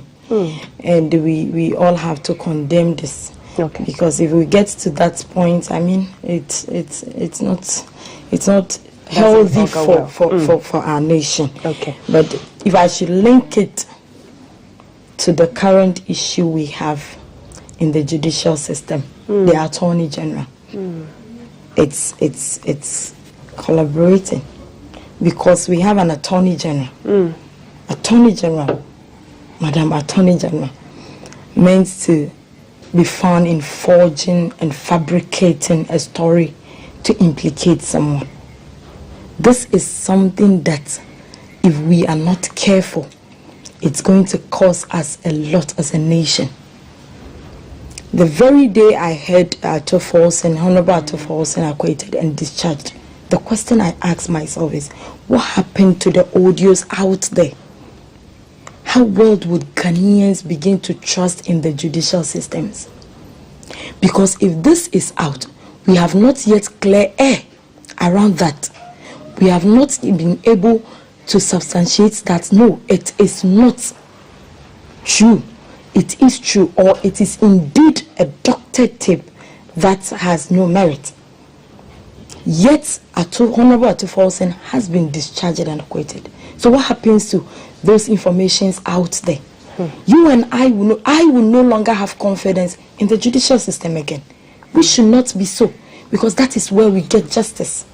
So if we have such a honorable person in the midst of all this, and then this is happening, I think we have to work around it. I mean, because people who are supposed to be leaders, people who are supposed to be role models, people because such lawyer will be looked up to in the society, in the community where he comes from, in the family, and then seen in such, I mean, we have to be very, I did say that I don't think we see the last of that case, because the Attorney General says he's appealing it in the higher court. Until then, we have to ask questions of what happens to those audios I get your points about the audios, text messages out there. To talk about his credibility and all of that is why I'm just drawing your attention to the fact that the case still seems to I'm only linking it to forging and fabrication. Points well noted. Let's now bring our attention to this story on government leasing the Commander Sugar Factory for 15 to 20 years to an Indian company. Now, it says that the Indian company, which is called West Africa Agro Limited, will be given custody of the Commander Sugar Factory for 15 to 20 years on a renewable lease. The Trade Minister, Honorable K.T. Hammond, said that work is going to start in earnest in the Commander Sugar Factory to revamp it just when the Indian company takes over. He says it is still Ghanaian owned. However, it is the Indian company that it is being leased to. This factory was started somewhere in 1964, and it halted operations for an extended time. Join us with your thoughts and comments on 055-556-1034. That's our WhatsApp number. Hashia, this Commander Sugar Factory that we've been talking about, the NPP has this one district, one factory initiatives. The NDC is talking about creating jobs for the youth using industry and expansion of industry. Yes, you know, Multity, there is no country that can develop without industrialization. That is why our great leader, Dr. Kwame Nkrumah, decided to put so many factories across this country. You go to Zuarungu, you see it. You go to Nasia, there's one. You go to everywhere in this country. More than 300 and over 400 factories were built in this country.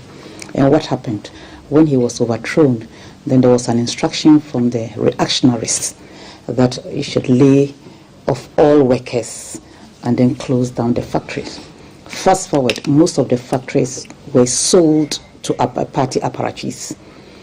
People criticize Nkrumah of being corrupt, his ministers being corrupt, but even when they set up a commission to investigate, nobody was found guilty in the Nkrumah's era. Who doesn't want a factory to work in his or her community for the youth to get employment? When you do things and you do politics around it, it turns out to be something else. The Commander's sugar factory, when it was revamped, we were all happy. We were told production has started. Meanwhile, we didn't see any sugar on our markets. So now, the CPP, we are not against private investors. Okay. We are not against private investors. But I think before a private investor will invest into maybe something that is owned by the government, I think we should really know exactly what the private sector or maybe the private person is bringing. Looking at what you just said, it's an Indian company. Then we'll ask ourselves, how many people or the youth around that catchment area will get job? Do we really want to be watching it until it turns into something else? Because it is our money that was used to build that factory. At times I also ask myself, is it that we couldn't get anybody in Ghana to run the factory? That is why we are giving it to. But I think since we are not against maybe foreigners investing in our country, because they are all of the plastic companies are all for Indians, they do everything. If it's not India, it's Chinese. But what are they bringing on board? And what are we going to gain? Because we don't want a situation whereby we'll hand over this edifice to them, and then all the workers there will be 90% Indians. What do you think if CPP comes into power, you ensure that it's a Ghanaian investor? Of course, not just Ghanaian investors. The world is moving forward, whether we like it or not. The world is revolving. We cannot say we are going to be stagnant and say, oh, we are not interested in private sector or maybe somebody investing in Ghana. Then now we will be lying. Okay. But I think we will look at the pros and cons. Whether the person is bringing something that will be fit for purpose, that will benefit the Ghanaian. Okay. Maybe we will give it to you, but we want our 70% or 80% of the workers should be Ghanaians. Okay. And we give 30% to the catchment area where the factory is. It has to be systematically planned, not just because we've gotten an investor, we're giving this edifice to the person. No, I think due diligence, and then what Ghana will rather gain more. I'm saying this because we've handed our diamond, manganese, gold, and we're not even getting what we are supposed to get properly. Because I always had the example of Mozambique when my father Mugabe was there, when they were trying to mine lithium in his country. He said, you do it, refine it here, and leave 55% here. Okay. If not, leave it there. Right. So I think government upon government should look at it, because Ghana, we are blessed. We have everything.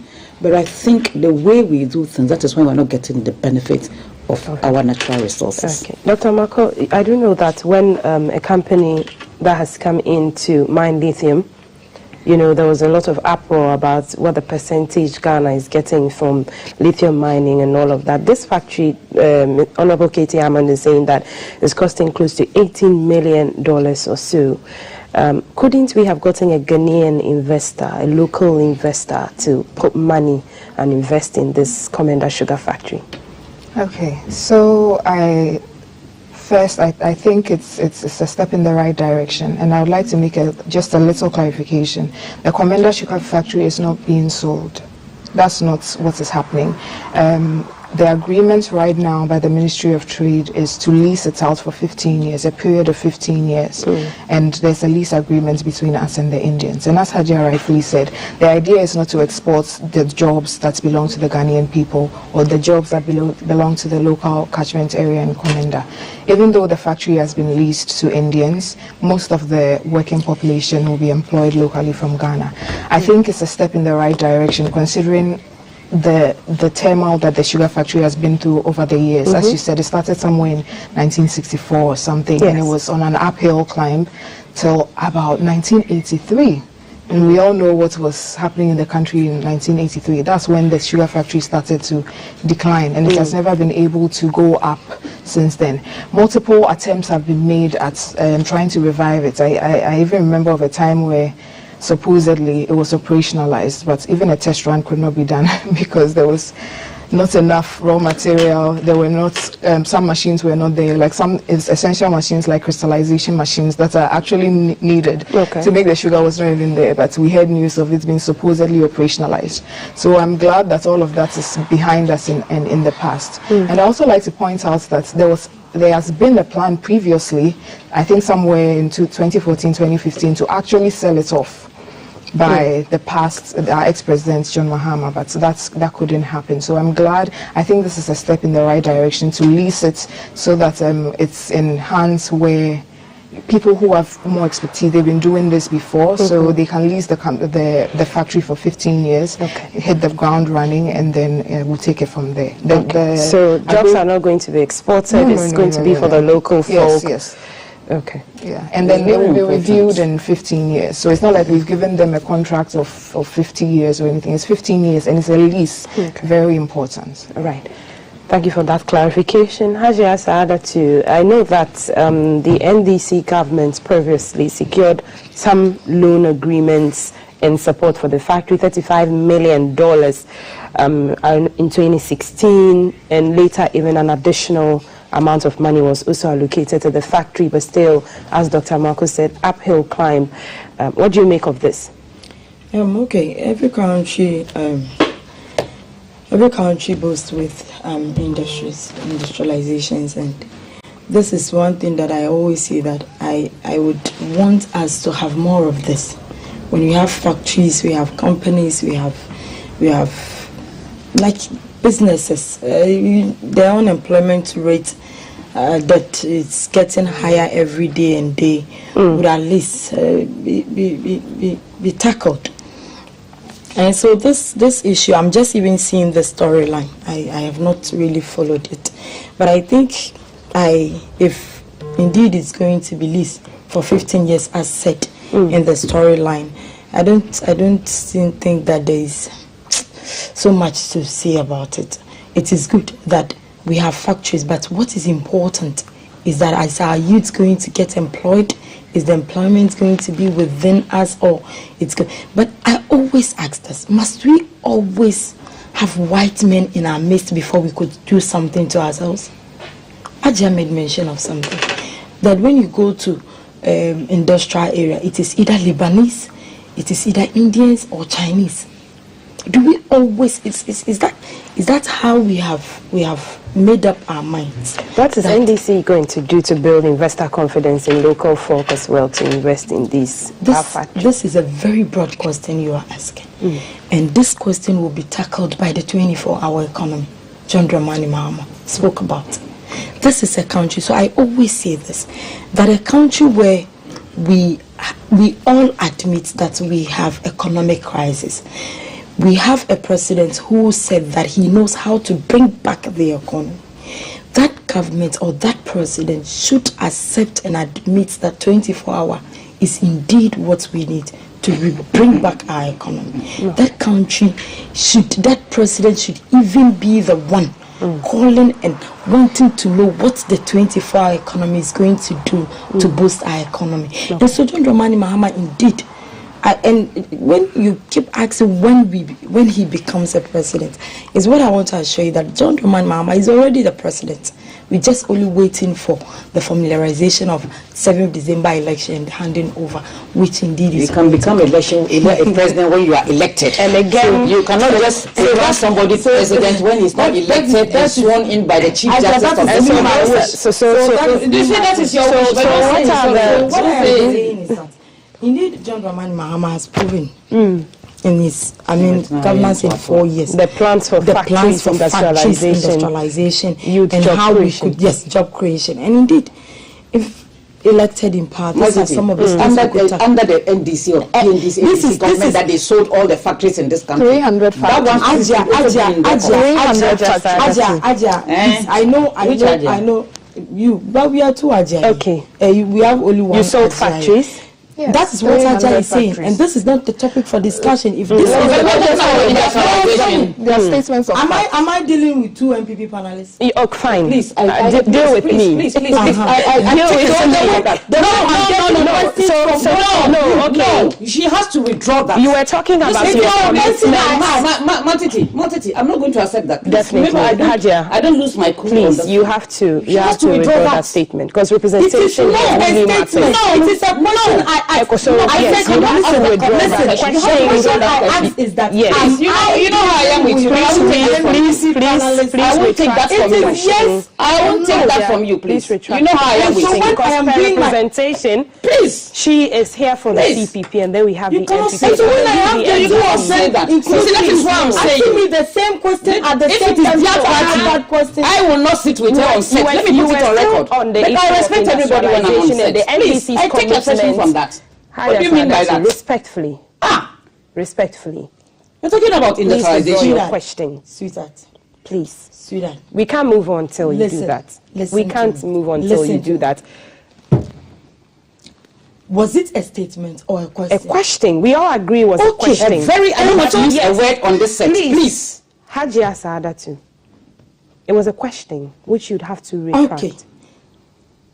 I retract my question. But then, what I am saying is that I am doing myself. If you watch me carefully, anytime everybody's doing their submission, I'm focused. And so when I'm doing my submission, and both of them are asking me questions, including the host, what do you want me to say? Okay. John Dramani Mahama is pleased to work on industrialization and locally invested. And that is what he's going to do. John Dramani Mahama has proven, I have said this and I always say this, the NPP cannot be compared with the NDC when it comes to achievements, significant projects that John Dramani Mahama has done in this country. And I'll ask again, and I am saying that it's said that you sold factories. If they are able to substantiate under it, the fine. NDC government. But me, I am saying, who've revamped the sugar factory we're talking about? I am asking. Okay. Who revamped that factory we're talking about? His Excellency John Dramani Mahama. I was here when my sister said that there was an attempt to sell it. This is somebody who has revamped that factory. And today, after 8 years of governance, 8 years of borrowing, 8 years of taking Ghana into the ditch, we have a government still talking about somebody who has revamped the factory that you are leasing now. This is the government that said we are going to have one district, one factory. Where are they? Okay. And so when we talk about it, you go ahead and you say that John Dramani Mahama has sold all the factories in this country. Affirmative action. What are you saying? I will say this and I will continue to say this. I came to this your studio as early as 7 o'clock. Definitely. And you're not giving me the opportunity to talk the way I want to talk. And I want to put it on record. I want to put something to say. I want to put it on record. Please, let's clarify. Go on. I never said John Mahama sold 300 factories. I didn't say John Mahama. Actually, you said John Mahama sold. No, she didn't. We can't rewind it. You see, because you're not taking your time, so you're just going I will never say. Actually asking when the factories were sold. Were sold, yes. And if you look, majority were sold under the NDC. And it is on record. And some MPs also sold some. You understand? It's on record. You see, it's on record. You're talking about civilization, which is good. You want to rest all of us issue and then move on. Hajia, points well made, including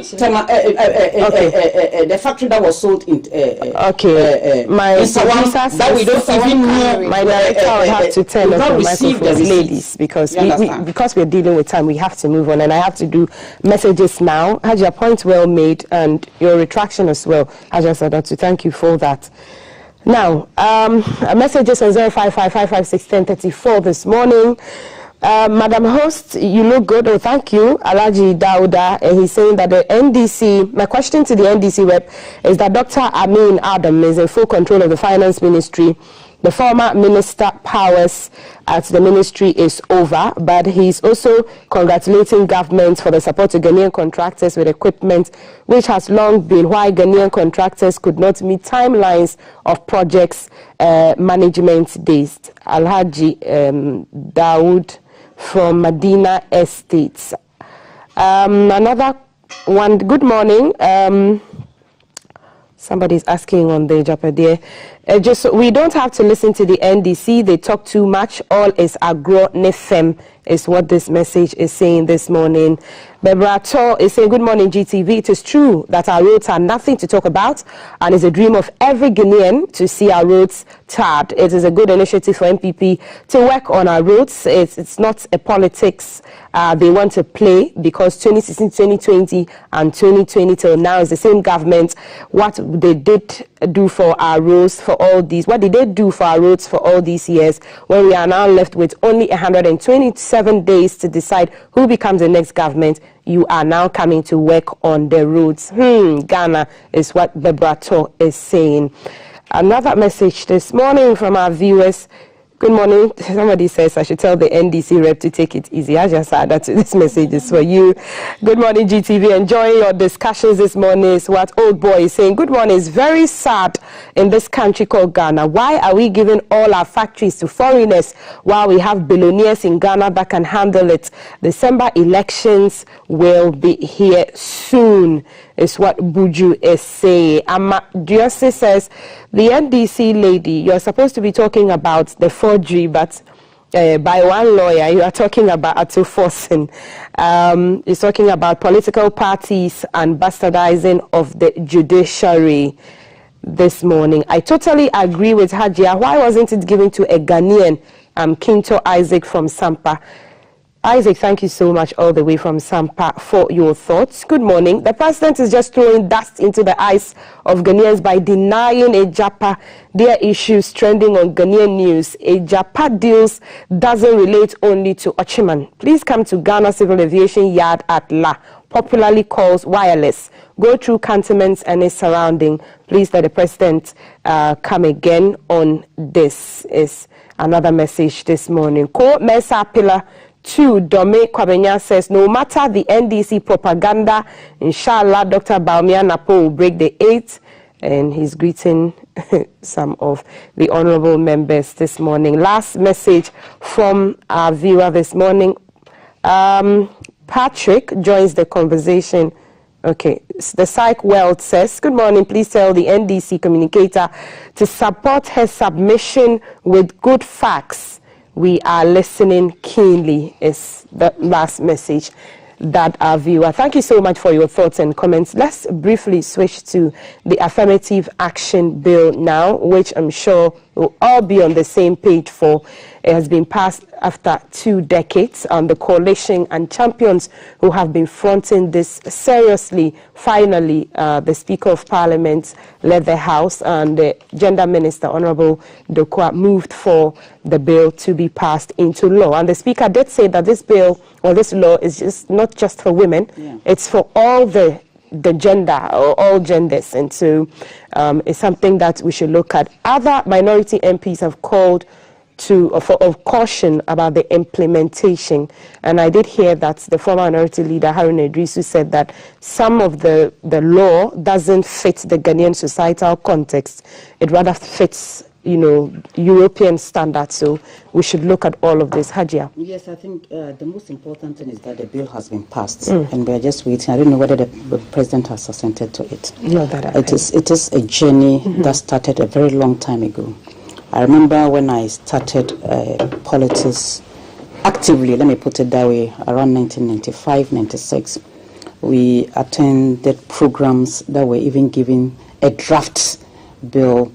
That was a committee that was chaired by Madam Clark Kwesi. I don't know whether she's yeah. Okay. That time, it was a working document until today. People like Mrs. Elizabeth Akpalu, Anti-Sheila Primo, or something, her name. She's the leader of the Women Manifesto Coalition, Dr. Charity Binka, Net Right, all of them. And all women of this country wanted this bill to be passed. And some were saying that even if there are challenges or maybe certain things that needs to be changed in the bill should be passed. It's subject to amendments and maybe improvement. That is the most important thing. I really want to applaud Parliament for that. Honorable Dukua just came before her from 1996, 95, 96, when we went to Beijing and came back. You know how women fought in this country for this affirmative action bill to be put in place. So I think all of them need to be applauded. The former First Lady, Nana Konedo Ajman Rawlings, we had former Gender Minister, Utiko Jaba, the former Gender Minister during the NDC era, that's Nana Oyulita.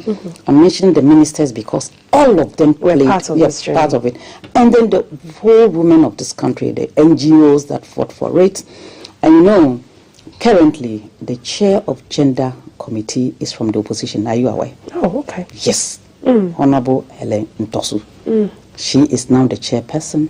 And who moved it? The Minister for Gender, who is Honorable Dakoa Newman, which is good. You can see the involvement of every single person. We had the NGOs, government institutions, Abantu for Development. You know, they really trained most of us who were the pioneers in 2006, when Abantu and then the group led by your former, she was working here, Dr. I remember her name. They gave us training on even politics, on how to affirmative, and they brief us on the affirmative action bill and so on. So it is something that you cannot even mention all the names who made it possible for this affirmative action bill to be. And the women organizers of the parties were also called on to also make inputs, even though that time we're not lawyers. We were able to, still I'm not a lawyer, but at least we had some inputs in it. So I think we have to applaud the women of this country. And then the president, who said he will make sure the affirmative action bill is passed into law, even though he promised us the first term. But he's be able to do is the second term. Whether we like it or not, it is under his administration that the bill has been passed. And actually, Ireland awarded most of the women who contributed to this. Amazing. You saw it coming. Yeah. I don't know. In fact, it was. So when the eve of this, when it was announced, we're having a meeting online. Just before the award. We said, what? Wow. And our special guest came from Senegal. You know, she was here. She said, Haja, you people, did you know about it? That is why you are honoring people as tomorrow. I said, we never knew about it. We knew it will happen before they rise. Because it would have gone against, because every day, like if I sit in the studio, I'll say, they promise affirmative fashion bill will pass, they've never passed it. You always would have been a campaign person for me. In fact, I'm being honest. Definitely. Dr. Ahamwako, under your government, this has been passed, and I know that the president, we spoke to Shamima on the show, and he talked about when he went to Women Deliver, and he asked him about the number of women in parliament and in his governance, and you know, some things were said that didn't sit well with a lot of feminists and women gender activists.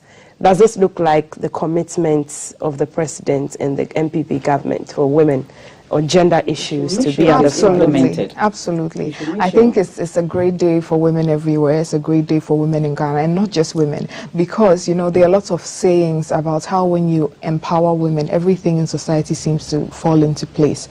It cannot be ignored that we are about half the population, and we literally birth the population. it is also absolutely lovely that we are all women here on set today. It just shows the progress, how far womanhood has come from the suffragettes movements.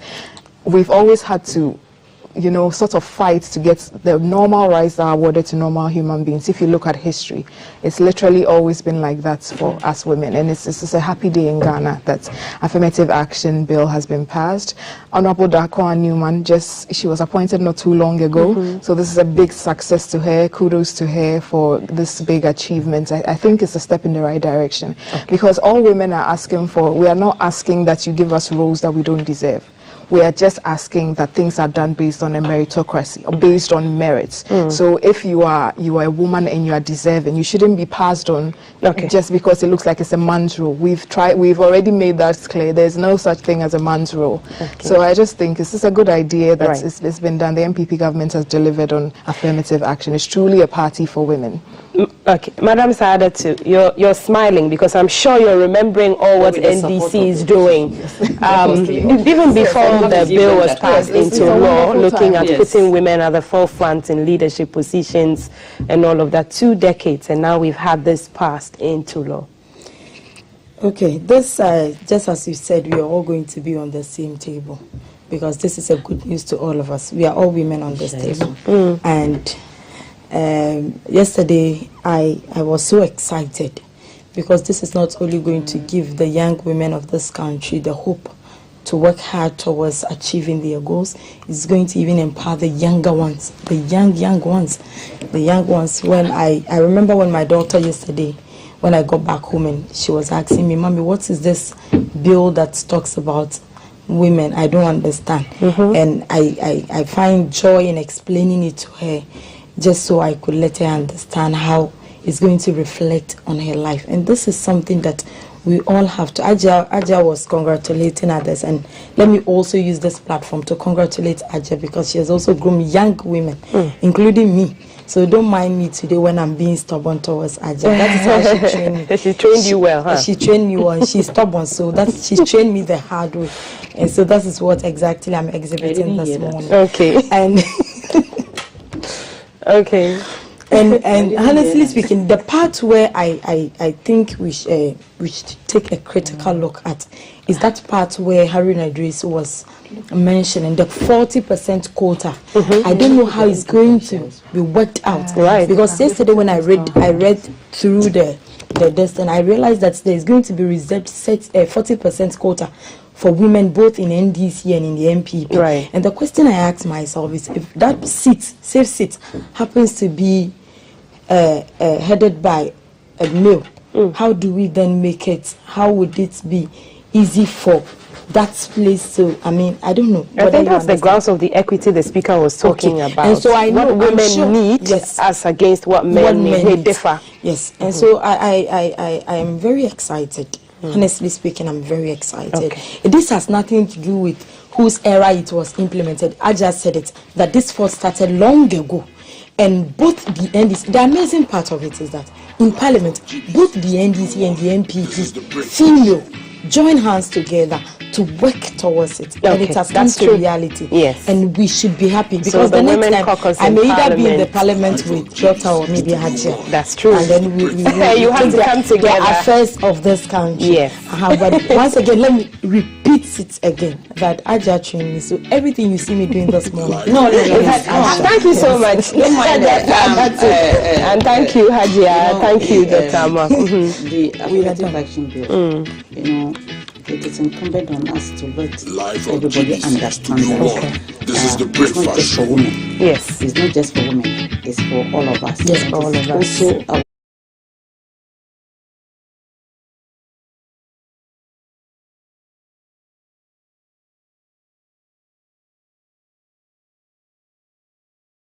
The ladies have explicitly done justice to all the topics that we brought to you. The stories making headlines.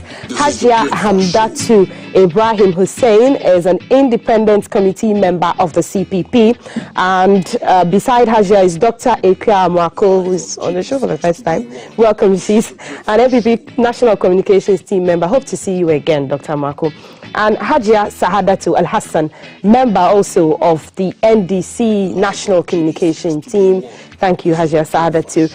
We're back with more. We're going into the jam session after this at Virtual Sound, and Valerie is standing by. You don't want to miss that. I am Altiti Saida Sadek. Stay with us.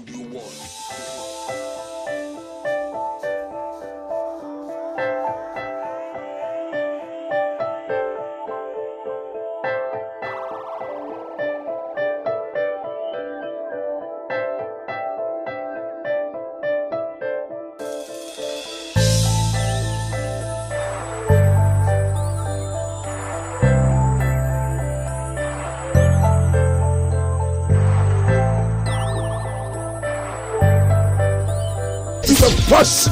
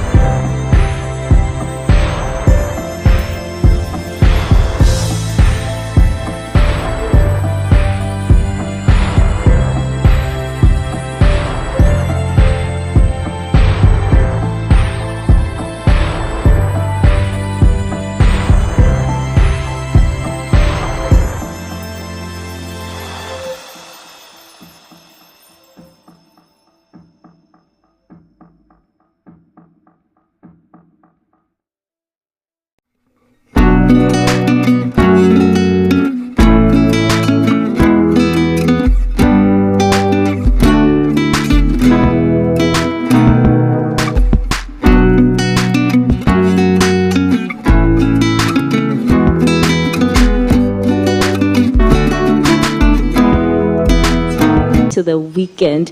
And so special thanks to Virtual Sounds. We are here for our open jam session, and this happened last month. So it's going to be happening the first Friday of every month. We're going to be having an open jam session with Virtual Sounds where we're going to have artists coming and play live. And today we have 3 solid artists lined up for you.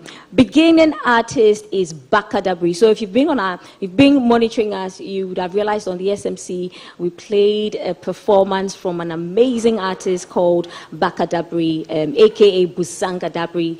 He's in here today with us, and he's going to be treating us to amazing music while we get to know him as well. Greetings, Hello. Bakadabri. Hello, how are you? I'm good, thank you. I must say, I love your style. What's your style called? Thank you so much. It represents freedom. Freedom, yeah, freedom it indeed. Freedom, yes. Okay, does your guitar have a name? No, I haven't named it yet. Yeah? But, yeah, I'll name it sometime. Yeah, the next time I speak to you, please have a name I for it. will have a name for it by then. So we featured you on our social media corner, and we loved your voice, and everybody's like, who's he? Where have you been? Where did you erupt from? Great question. Well, I was born in the north, in a small town, village called Fumbisi. Okay. And then I grew up down south here, Accra and then Kuforidia. Sometime in high school, 2 friends decided, because I spoke Hausa, to take me to the studio because they needed some Hausa bars. Okay, all right, and then that was how I got introduced to the studio.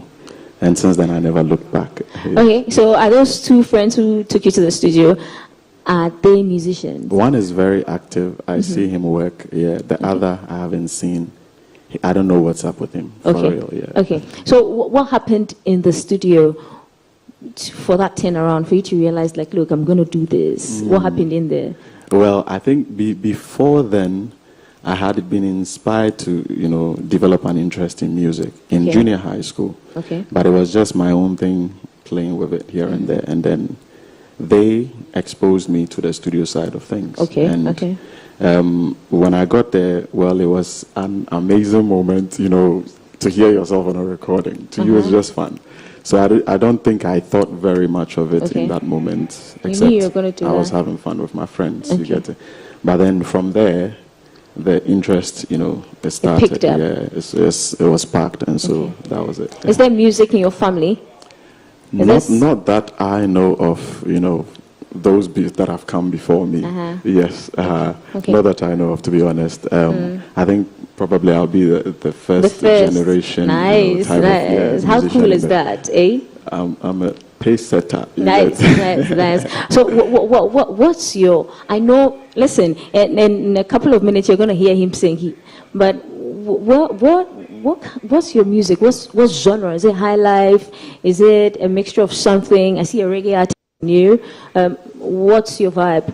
I started with a big love for high life and reggae. And I think, by default, because I'm African, all of my songs would have the Afro feel to it, which, have high life in there and all. Okay. And so that was the base for me. The other genres I just explored by listening widely and listening to everyone that I feel like I could possibly learn from. And then it inspired my sound in a way. And so it just helps me around. Okay. For high life, who do you look up to? One guy I loved very much, in my development stage, I would say is Kojo Nchi. Okay. I really loved Kwabna too. Okay. The great Daddy Lumba too. Nice.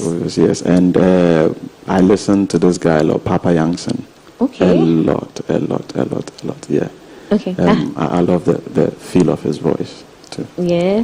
Okay. I was about to tease the chorus from him, but no, today's your day. How about reggae? Who inspires you? Who do you look up to in reggae? One guy called Dwayne Stevenson. I love his content very much. The Morgan Heritage. Nice. Yeah, as a group and then, individually. I really, really love them. And New Age, of course, Bob Marley, Lucky Dubes, and then New Age, I would say Chronics. Hey. Yeah. Nice. Chronics, Protege, those kind of people. Okay. Yeah. So what song are you going to be doing for us? I will intro song. with a song called Busanga Love. Listen, what inspired that? What inspired that song? Yeah, I just thought to myself, if I'm a, how cool would it be to talk about love, to talk love from the perspective of a Busanga man? Yeah, is it a real story though? Yeah, I mean that's really your story. Yeah, the story, but I mean, you draw from your personal experiences too, and you put it in there. But that was what inspired the idea originally, and then it sounded good, so I went with it. So. There's a song about Yenwari. Oh, Magajia. Magajia, yes. What inspired that?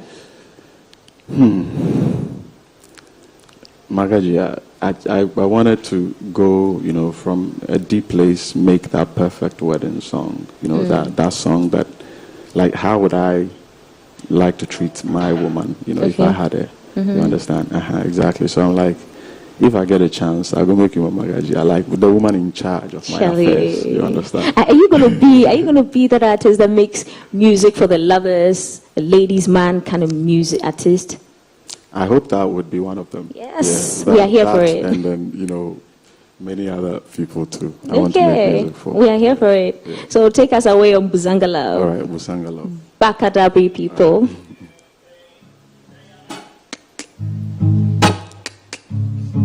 Busanga. Busanga.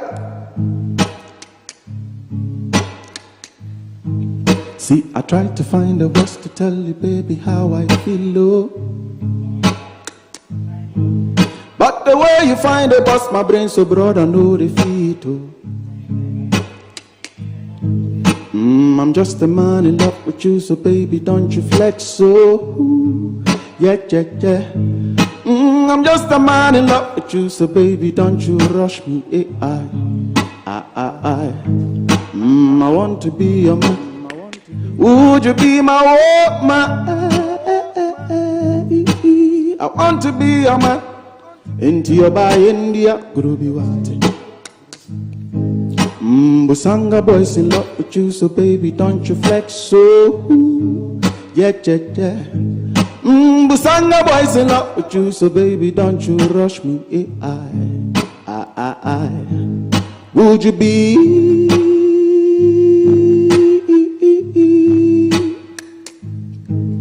Would you be?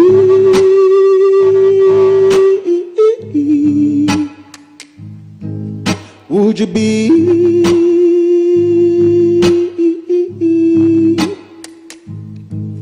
Would you be?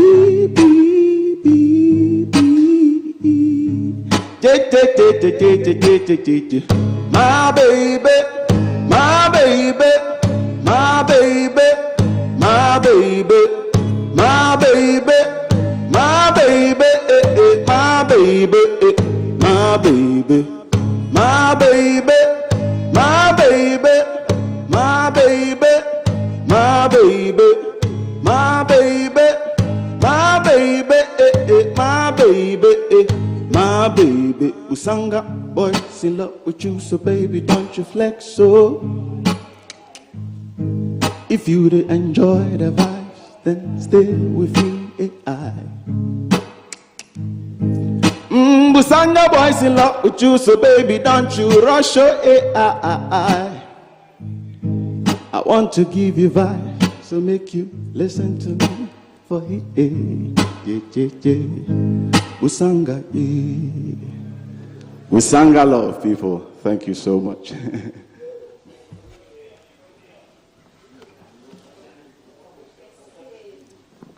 Listen, I was jamming behind the scenes with Jay and Alan. People, didn't I tell you love his voice? So what are the comments that you usually get when people hear your music for the first time and discover your style? Well, they mention Akan, AI, they mention Walasi a lot. Yeah, but aside that, I think normally people want to know about my stories, where they come from, right? Yes, because I make it a point to always write to reflect the different moods that I experience. You know, so It's as real as it gets. Yes, and that's what sticks out to people most of the time. And then they talk about how unique my vocal is also. Yes, so I appreciate that too. Okay, and there's a song, Pamper You. Yes, yes. So that was at your first show, Yes. the Hear Me Out. Yeah? How did that come about? Pamper You is a song I've had with me for a while. Like I wrote fresh material and then I didn't know what to do with it. And eventually I got to do my debut concert, which is called the Hear Me Out concert. It happened sometime in April on the 13th at Plus 233 Jazz Bar and Grill. And when that happened, I decided, let me test out the song. It's fresh material. So I even told the audience that, oh, this is something fresh. I want to test it out. You guys tell me how you feel about it. And then we did it. And so after that, the content from the concert, I started posting them on my social media. And then Pamper You just began to go viral. And it started moving on TikTok. And then Kali J of Twitter also saw it and then gave me a repost. And that really gave it a push. And so people are loving it. And we made the record also, which would be released in a couple of weeks' time as soon as possible. Yeah. And I hear there's part 2 of the concert. It's in November. Yes, we are doing it in November. That's my birthday month. Okay. And so we are doing something special again in November. So everyone should watch out for it. Okay. Is it going to be like whoever's going to be there will be lucky to be on your next album? Would you be recording live perhaps? Well, all the live shows, we get to upload them on the DSPs. So you have access to all of them.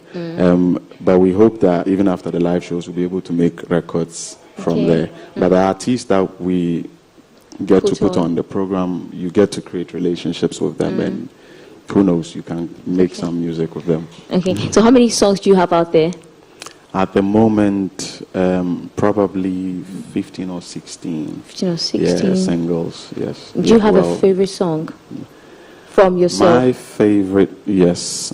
From myself, I'll probably say Magajia is one of them. I think I have to look at it in terms of romance and then some other theme, right? So with romance, I'll say Magajia. With just talking inspirational, my favorite song at the moment is one I haven't released yet. The title is Choboy. Yeah. Would you do a little piece for us, perhaps? Just a little. All right, I could try and give you a little. All right. And let me just give it a cappella. Yeah. Okay. I'm a child of God, don't know waiting, then they call impossible. I don't give up. Baba God don't bless me with plenty talent, and He gave me positive aura. It be diamond way fit to crack diamond. Devil no fit to kill my shine. Oh, never, never. I dey chat to the angel on my right side. No, they hear Shaitan on my left side. Oh, na. When I wake in the morning, my mantra be say, Choboyo. I say, Choboyo. We go conquer. Yeah, that's the vibe. It's an official jam already, man. It's an official jam already. Yes. How do we reach you across social media? How do we interact with you? My name is Baka Dabri, B-A-K-A, Baka Dabri, D-A-B-R-I. What does Baka mean? Baka comes from Bakalakum, which is my traditional name. Okay. So Raphael Smaila Ibrahim Bakalakum Dabri. Okay. Right, and the Bakalakum means Yensri Owu. It's a Bulsa language. Yensri Owu. Yeah, we don't laugh at death. Exactly. So I just shortened it Baka because it's easy on the lips of people in Accra. So, yes, and then we went for it. Okay, we are here for it. So we're going to be leaving you. We're in the studios.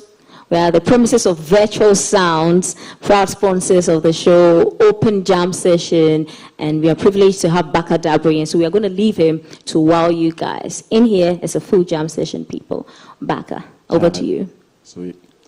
This is a song called Too Good for Your Nonsense. I hope you can relate.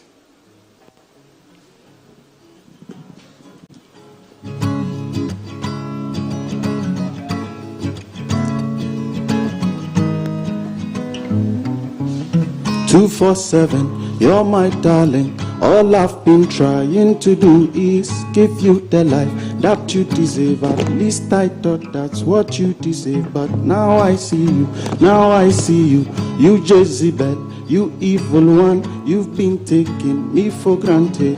You've been playing me all along. Now I see you, you Jezebel, you evil one. You've been taking me for granted. You've been playing me all along. Girl, you show me something muscular. All the things where you've been able to, nothing can be hidden under the. That is why I take my L's. I am too good for your nonsense. I am too good for your bullshit. You know, go step me like your doormat again. I'm too good for your nonsense. I am too good for your bullshit. You know, go step me like your doormat again. Save me, Lord. All the good years invested. She messed my time and emotions up. He make her the one to go mental. How could I miss all the red flags? They were looking me in my face, but I was blinded by the love I got for you. You were fooling me under my nose. How could I miss all the red flags? They were looking me in my face, but I was blinded by the love I got for you. You were fooling me under my nose. Girl, you show me something muscular. All the things where you've been able to, nothing can be hidden under the. That is why I take my L's. I am too good for your nonsense. I am too good for your bullshit. You know, go step me like your doormat again. I'm too good for your nonsense. I am too good for your bullshit. You know, go step me like your doormat again. Save me, Lord. Oh,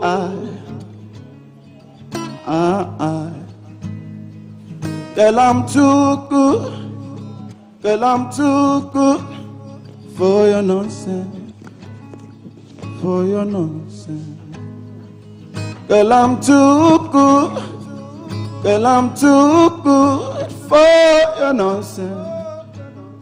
For your nonsense. I am too good for your nonsense. I am too good for your bullshit. You don't go step me like your doormat. That is Pampa You. Thank you so much. This next song, sorry, that is not Pampa You. That is Too Good for Your Nonsense. What I'm about to play now is called Pampa You, and I hope you enjoy it.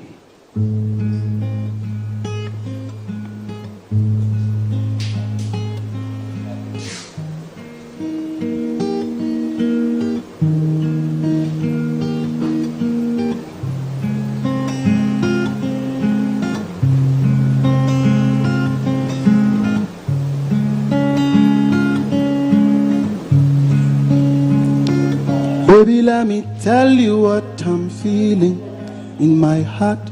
Your dog, please tell me what you're feeling in your heart. Too, as a feeling in your sure the baby. Your dog, true love. Your dog, your dog. I'm gonna take a vow before Jehovah for your love. Please tell me that you're feeling the same too. Girl, I want to be your man. I think we have to start it again, sorry. Forgive me. Okay, start it again. Can we take it again?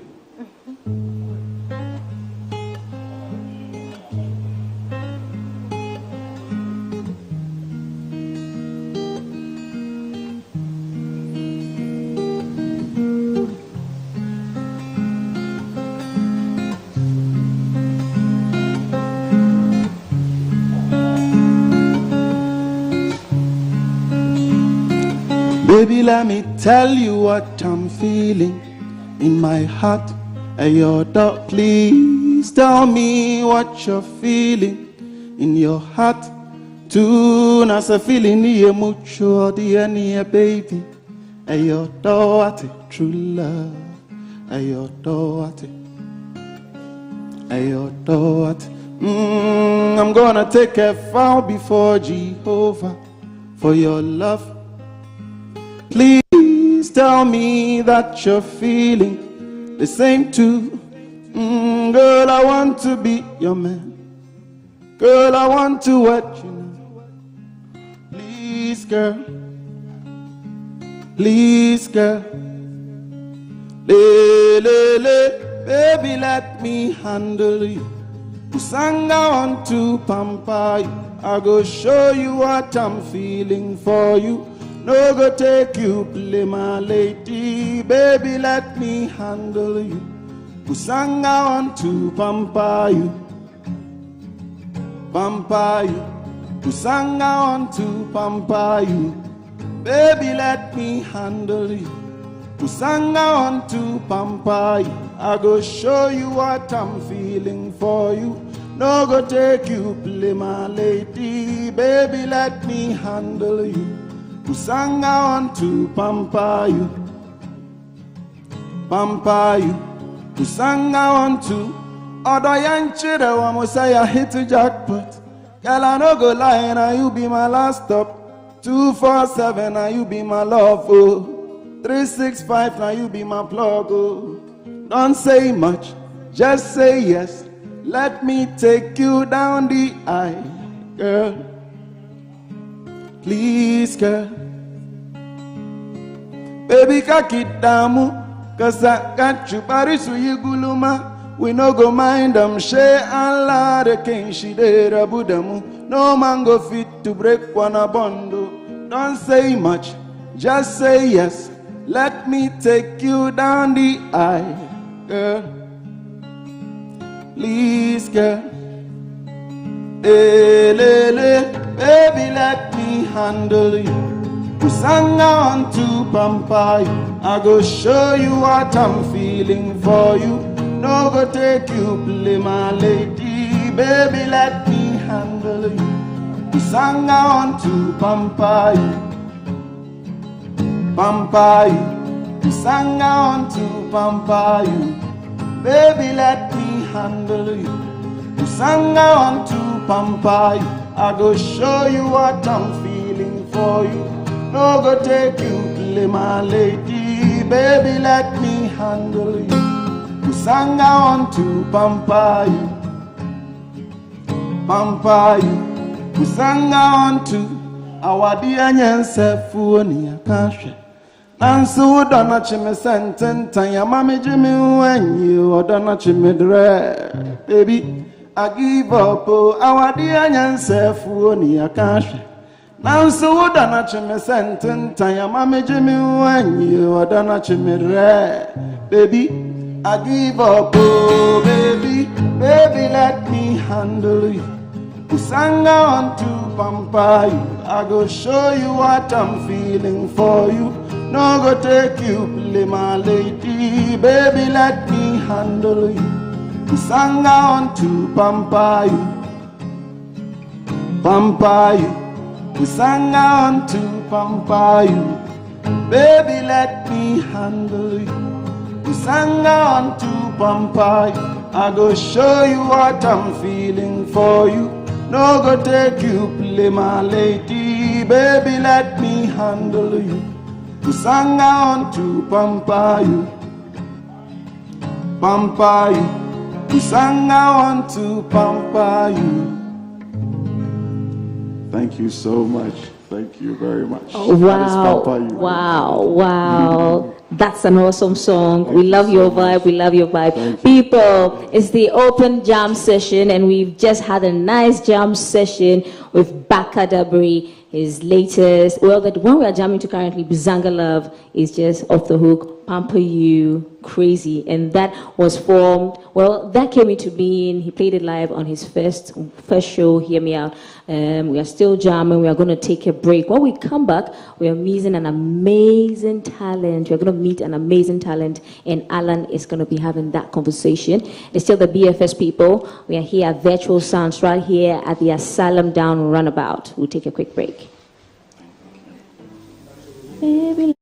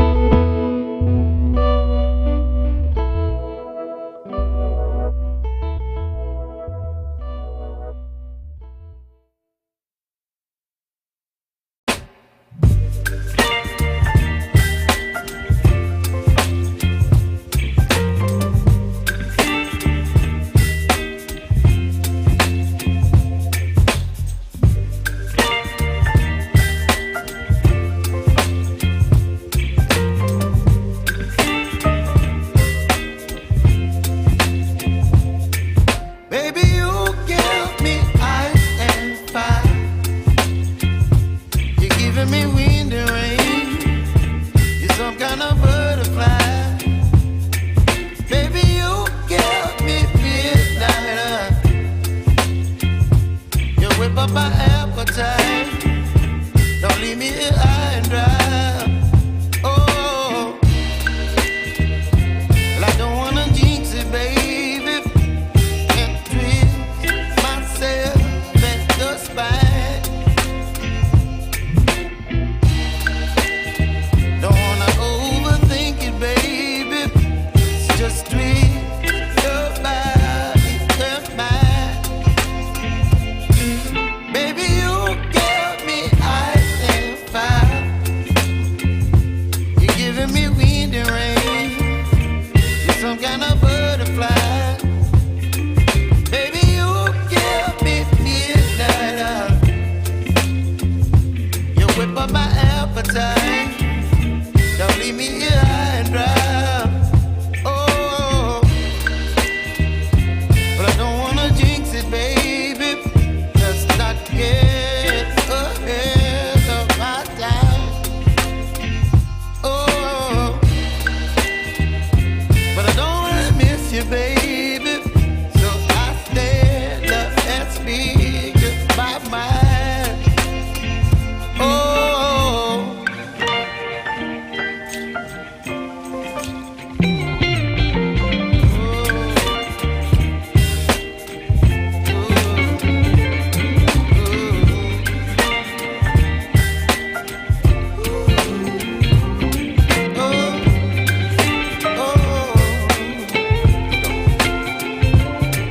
Baby, you give me ice and fire. You're chilling wind and rain. You're some kind of butterfly. Baby, you give me midnight. You whip up my appetite. Don't leave me here high and dry. Baby, you give me ice and fire. You're channeling wind and rain. You're some kind of butterfly. Baby, you give me midnight. You whip up my appetite. Don't leave me here high and dry. Oh,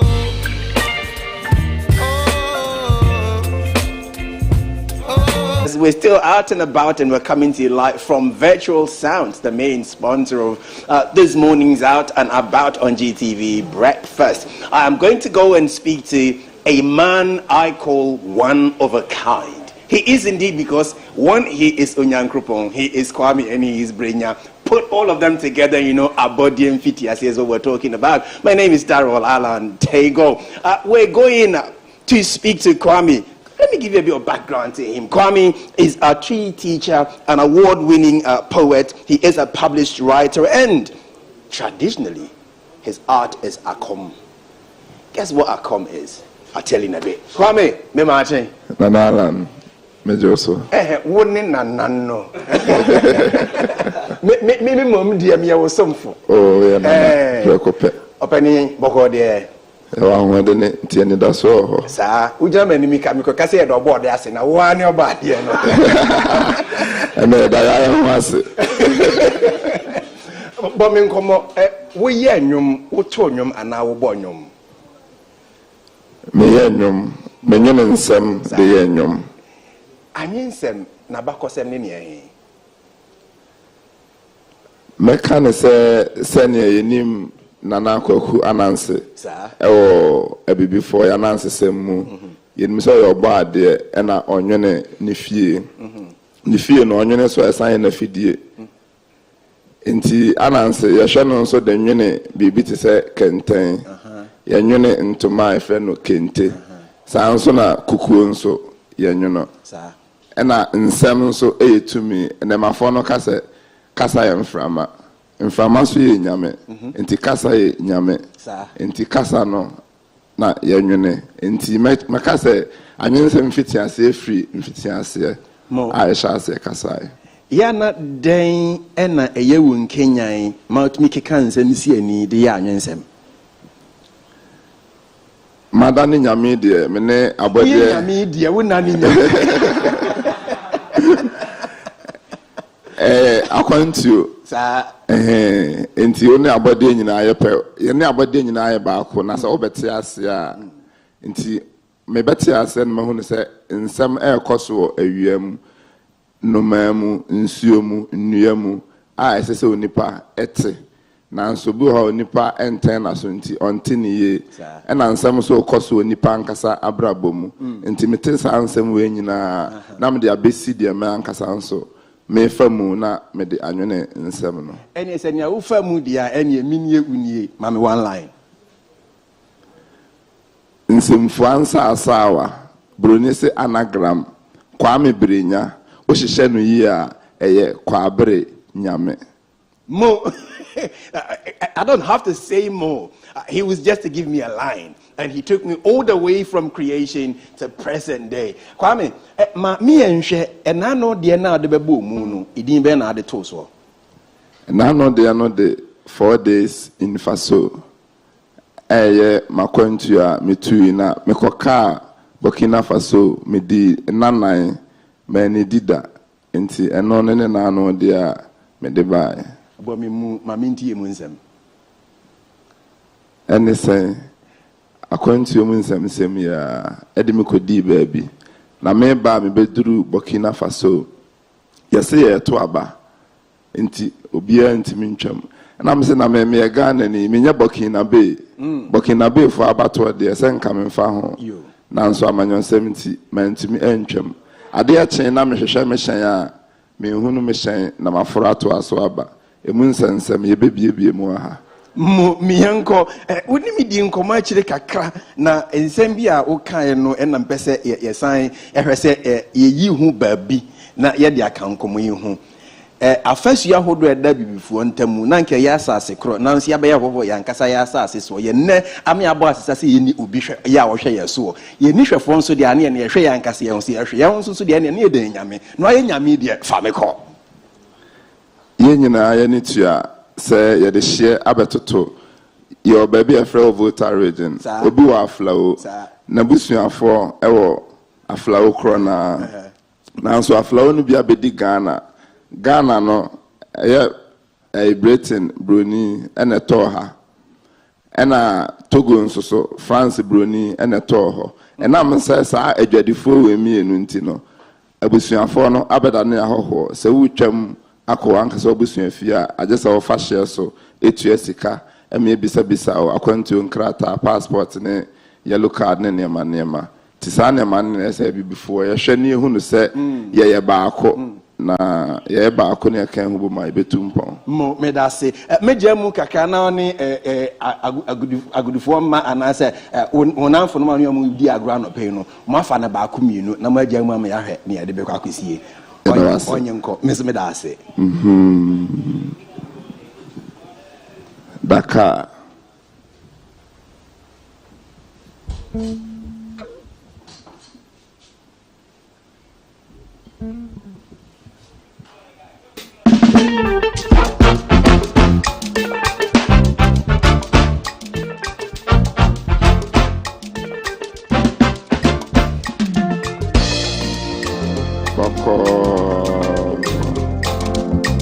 Kwame Brenya Obra Kwantio de Mikodi Dakar Aya Senegal Krupon na mekwa mekosi papa bi so Ghana ni Oma me akonya ma me nsuo Owie no tu mefo Asamba akọ na okan Wase Kwame kura wa baso yi ne tini ene ne honam ese Yefre ha Dakar Sewoda Obeka Dakar Akati Dakar Welcome to Dakar Boda Obeka Dakar Akati Dakar Welcome to Dakar Boda Obeka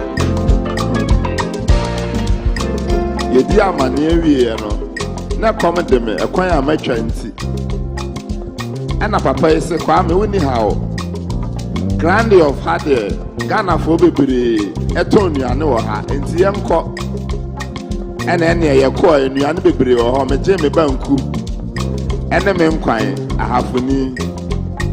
Me didi, mamma ho buy me. Now, dear me who ya many anye. A Ghana for Yakuti Dakar Krum ho. Then you my Benny, Minia Betty, ya, and then she shut on. Mamma. Now, ya Buffy, you know, and let me be Sapa pay. Say a J flash. Now, you knew no more my back room, hey, into a month time, my fear. And was the crime tea. I did do by a room, Hano, at the baby, a baha. Now, that car, some man may catch the owner. And no, na air cost no. So what time? Obeka. Dakar, Accra to Dakar. Welcome to Dakar. Oda Obeka. Dakar, Accra to Dakar. Welcome to Dakar. Oda Obeka. Oh, Wakafi Accra. Wapaka, Wajumwa Waka. Bamako, Wadu Seneca. Dakar, Ahana Obeda. I know. Wakafi Accra. Wapaka, Wajumwa Waka. Bamako, Wadu Seneca. Dakar, Ahana Obeda. Brand new what you are tenancy. Farming. Me too free grand of Equatina Grand Mbao. A Dakar Krumwa. Neck a capa fit or any or mumu in chirpy. I follow me, men Sam Pine. And then near Dakro, Minya Sefa Caclaw me home. Me far shame, she and a grind of me could debunk. And then me call me Jimmy and then mention Kama. Madame was somebody see. Did you put on us on a Nan, Papa Yam be seen a jack flash. Many the nimini tatra. Was hey, Kwame. Oh, that's what I can't from her. Many knew, Mr. Eja. Was a me catch now, three. A hawk and a meeting as some noisy pa. Say Dakar. Say what da? Dakar, Accra to Dakar. Welcome to Dakar. Oda Obeka. Dakar, Accra to Dakar. Welcome to Dakar. Oda Obeka. Wakafi Accra. Wapaka, Wajumwa Waka. Bamako, Wadu Seneca. Dakar, Ahana Obeda. Wakafi Accra. Wapaka, Wajumwa Waka. Bamako, Wadu Seneca. Dakar, Ahana Obeda. How you know? Ti Dakar semi. Ahometi enti, mese mesan aba me krom. Na sade anyomtofo no kire mu no. Ufri Dakar, Senegal na oba Ghana, obefa Bamako, eye Mali, no abefa Burkina Faso, befa Bobo di Lasso. Mituto moa ebeduru Hamle.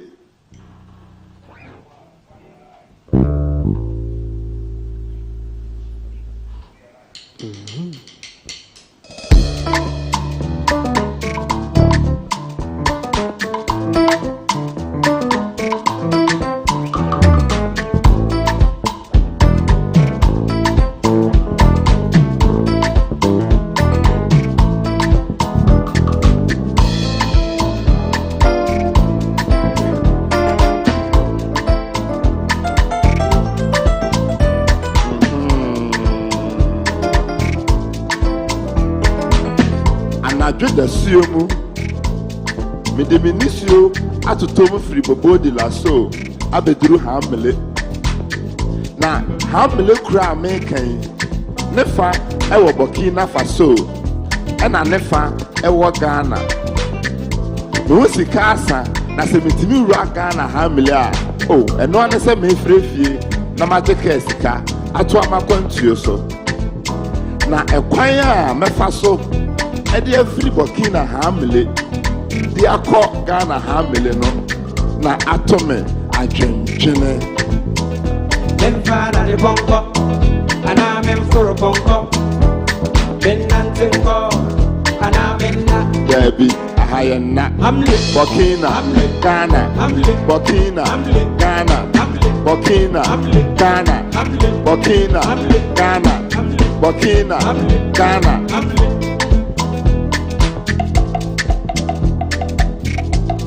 Mene da de ponko fu bi di nkomo na ebo a no ka da ebo no me se adabraka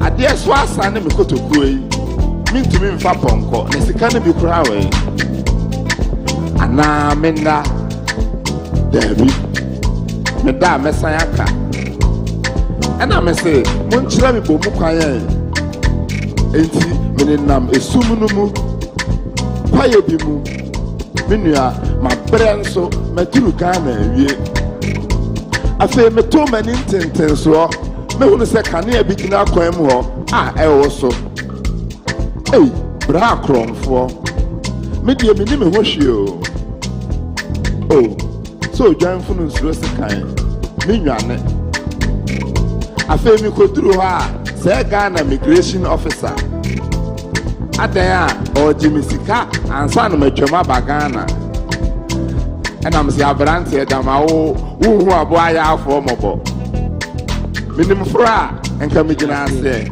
ha wo sika anka menam fom no osre enam se wo osre o siseme de chira na mensene oh Enfada de bongo aname mfuro bongo benantengo aname na Debbie Ahayana Burkina Ghana Burkina Ghana Burkina Ghana Burkina Ghana Burkina Ghana Burkina Ghana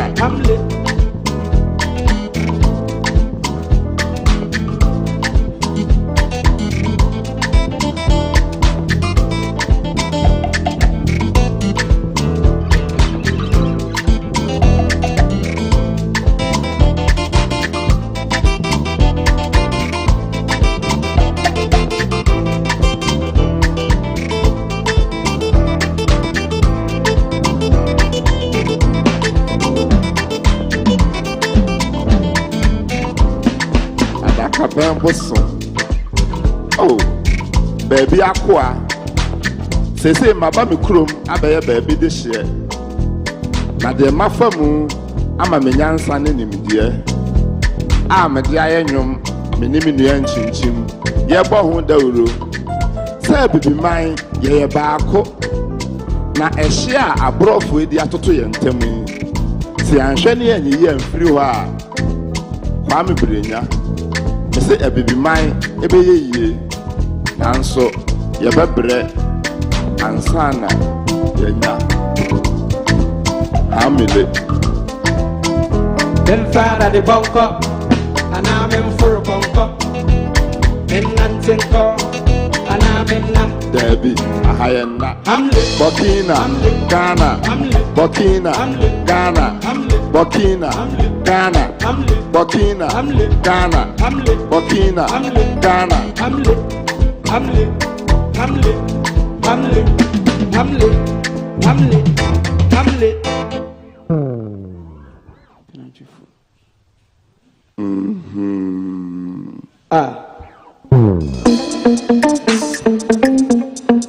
That's why I bring you on idea. If I went to us, and if you are a project for an ATM, a project for the same. Oh, yeah, a project for the same. Yeah, Jamu, a project for the same. Oh, yeah, a project for the same. Yeah, Jamu, as I say, I just had the Nash pass, but you, Baba, I could put in your back, Kawa, Maya, put up more Brosson and Acadia Sana. It's a hat channel or Chimpina, or any Gangasa. If you've been to a phone call 3 hours, dear Pana Moka, why your voice getting into such a the boss of state does the dance or look. Wami apia wakati na pay my bone. There's the all you go soon at the chubo. But I know the blame I'm Mr. Watodo. When I just for a man so down at the floor. We dey watch you akasa. Now we be someone so for here I was saying. It's a much December. Yeah, my mood to your lunch. I see no be your bedroom. And then you want pata. Now I'm here. I come to put you for every year. They come from my so we know the floor. Yeah, you did it. So was you know the uncle did it. She better not afraid and hot as I believe. I'm good. She did it. I've been out of war. That's the same. Ah, but wait. I've been out of war. That's the same. Yeah, dear, show. I've been out of war. That's the same. Ah, but wait. I've been out of war. That's the same. Yeah, dear, show. Every new money down, I'm offended. You know, so the dog one. I got for free. Jennifer, but the eye called me to your temple. That's a tool. I said, we need the love of my life in your name. If I ever know, the apple man is one thing. Me, if I'm ever going to touch a beer. What I do, what you go visit. So that I want thing. I think there needs to be a man who sees some girls are dangerous. And I'm going to train for you. No matter the show boy. Hey, show boy. And they watch them on. One to them, one co bench to them. Yes, yes. We are friend. One friend, one co bench for you. And yes, I was friend. And son was on the sleigh. Said they hold in the picture today. Son or do picture today. Oh, to the south to the wild rat to what the channel plan not show. I will be that. So I saw again. With the iPhone dead there, no. I dare to know, but I'm a devil. Better so a shaman and devil. And from Mpox, the bomb is a pretty devil. Dear Udima, hey, the Kakra man, Dear Udima, oh, because I was a hey, Yawan, who are Oguma Bemono, my baby at your car, your channel. I didn't see a fade there, Papa. The Papa was the Beman farm. Bema, Tutuka. The can't show to a part of it. What you to ask ya? What you pronounce so I make sound. It's you won't put on away and penna. It's a won't put on away and penna. When the moon power, but I saw China. When the moon power, but I saw China. It's a won't put on away. The penna de voix, that's the same. Oh, yeah, the penna de voix, that's the same. That dear, the penna de voix, that's the same. Oh, yeah, the penna de voix, that's the same. That dear, hey.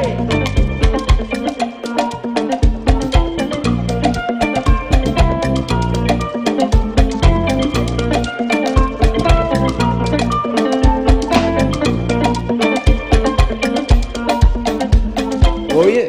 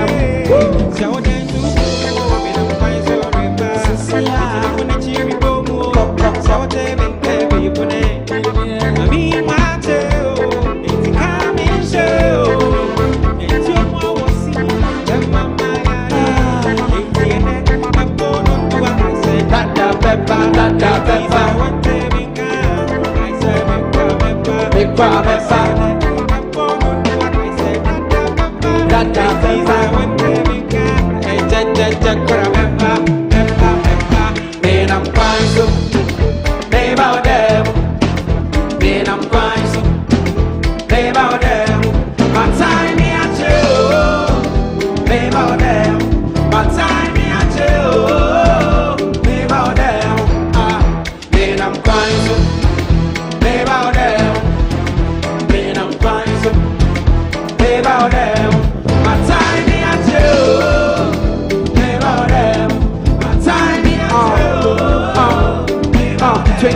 twinkle, my beauty star. How I wonder what you are, like a diamond on my bed. I want to come see you right now. Twinkle, twinkle, my beauty star. How I wonder where you are. What shall me was said to be a woman? I'm a cha-cha, I feel my breakfast. Me why she oja, yeah, oja. Menya soko oja, yeah, oja. Bobby now, my shame, I don't know. Mother, you way when so. Let him cha-cha, check my pretty. Man, I'm crying so. Babe out there. Man, I'm crying so. Babe out there. My tiny angel. Babe out there. My tiny angel. Babe out there. My tiny angel. Babe out there. Tiny angel. Babe out there. Oh yeah. DJ Cast for happy birthday. Baby. Nimwaya she oja, yeah, oja. Menya soko boja, yeah, boja. Alright, so this one was our newest one, titled Kwanso. Enjoy! It's a Friday! And we thank God it's Friday. You're listening to Chichi Band. Lady, the things you can do me, they make God feel. So my heart done it for you, my love, darling. I promise on my honor today by your side. I go come tell your mama, say you be my wife. 'Cause I can be your man, and you can be my girl. I can be your man, you can be my girl. I can be your man, and you can be my girl. I can be your man. One time for your mind. If you know what time it is, turn I sit down to reminisce about that thing when you did do me, girl, give a kiss. Now we get more things to do. This be Genesis. I bet you feeling it. Now come to think of it. If you marry me, think about the benefits. Where you go get the love, plus the promises. Where you make your man, I go deliver services. Was it you go sweet for my comedies? If you my nigga Q beat, give me melodies. Please, if I go wrong, just apologies. I'm making no ball, just make up in the penalties. Yeah, I don't got, don't just go be sakimini. From a topo poco so and a bitchy woody. What are you ready? I come to what you want to do because I'm a jealousy. Time changes, so don't go to me and machine. One time for your mind, make you push it out. Happy, you know what I mean, make I give it up. Until they say, I never give it up. Make I see you getting sharp, baby girl, sugar love one. One time for your mind, make you push it out. Happy, you know what I mean, make I give it up. Until they say, I never give it up. Make I see you getting sharp, baby girl, sugar love one. Baby, the things you they do me, they make how they feel. You're my heart, done it for you, my love, Marie. I promise on my honor today by your side. I go come tell your mama, say you be my wife. 'Cause I can be your man, and you can be my girl. I can be your man, you can be my girl. I can be your man, and you can be my girl. I can be your man, you can be my girl. The music. Oh yeah, it's a beautiful Friday. That's right. And you're listening to Chichimban. Virtual sound. Hey. So be no, I don't need it. You ask me, you don't call me on the oh yeah. Ain't this so me, yeah. Now I got to say, Remember my home at the end, I mean, you be I. So be no, I don't need it. You see my corny on the oh yeah. It is for me, yeah. Now I got to start to share. Remember when I mean, you be I mean, I was our boy, one of them, my teacher, man, I'm on there. It's on the oh.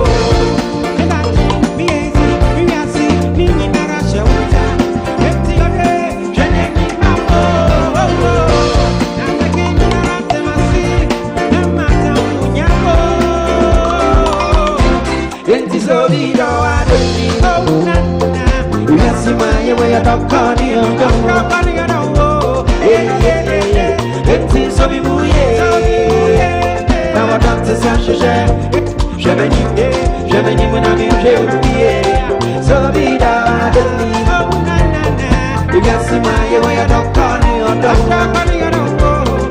yeah. Let's see, so we move, now I don't the sunshine.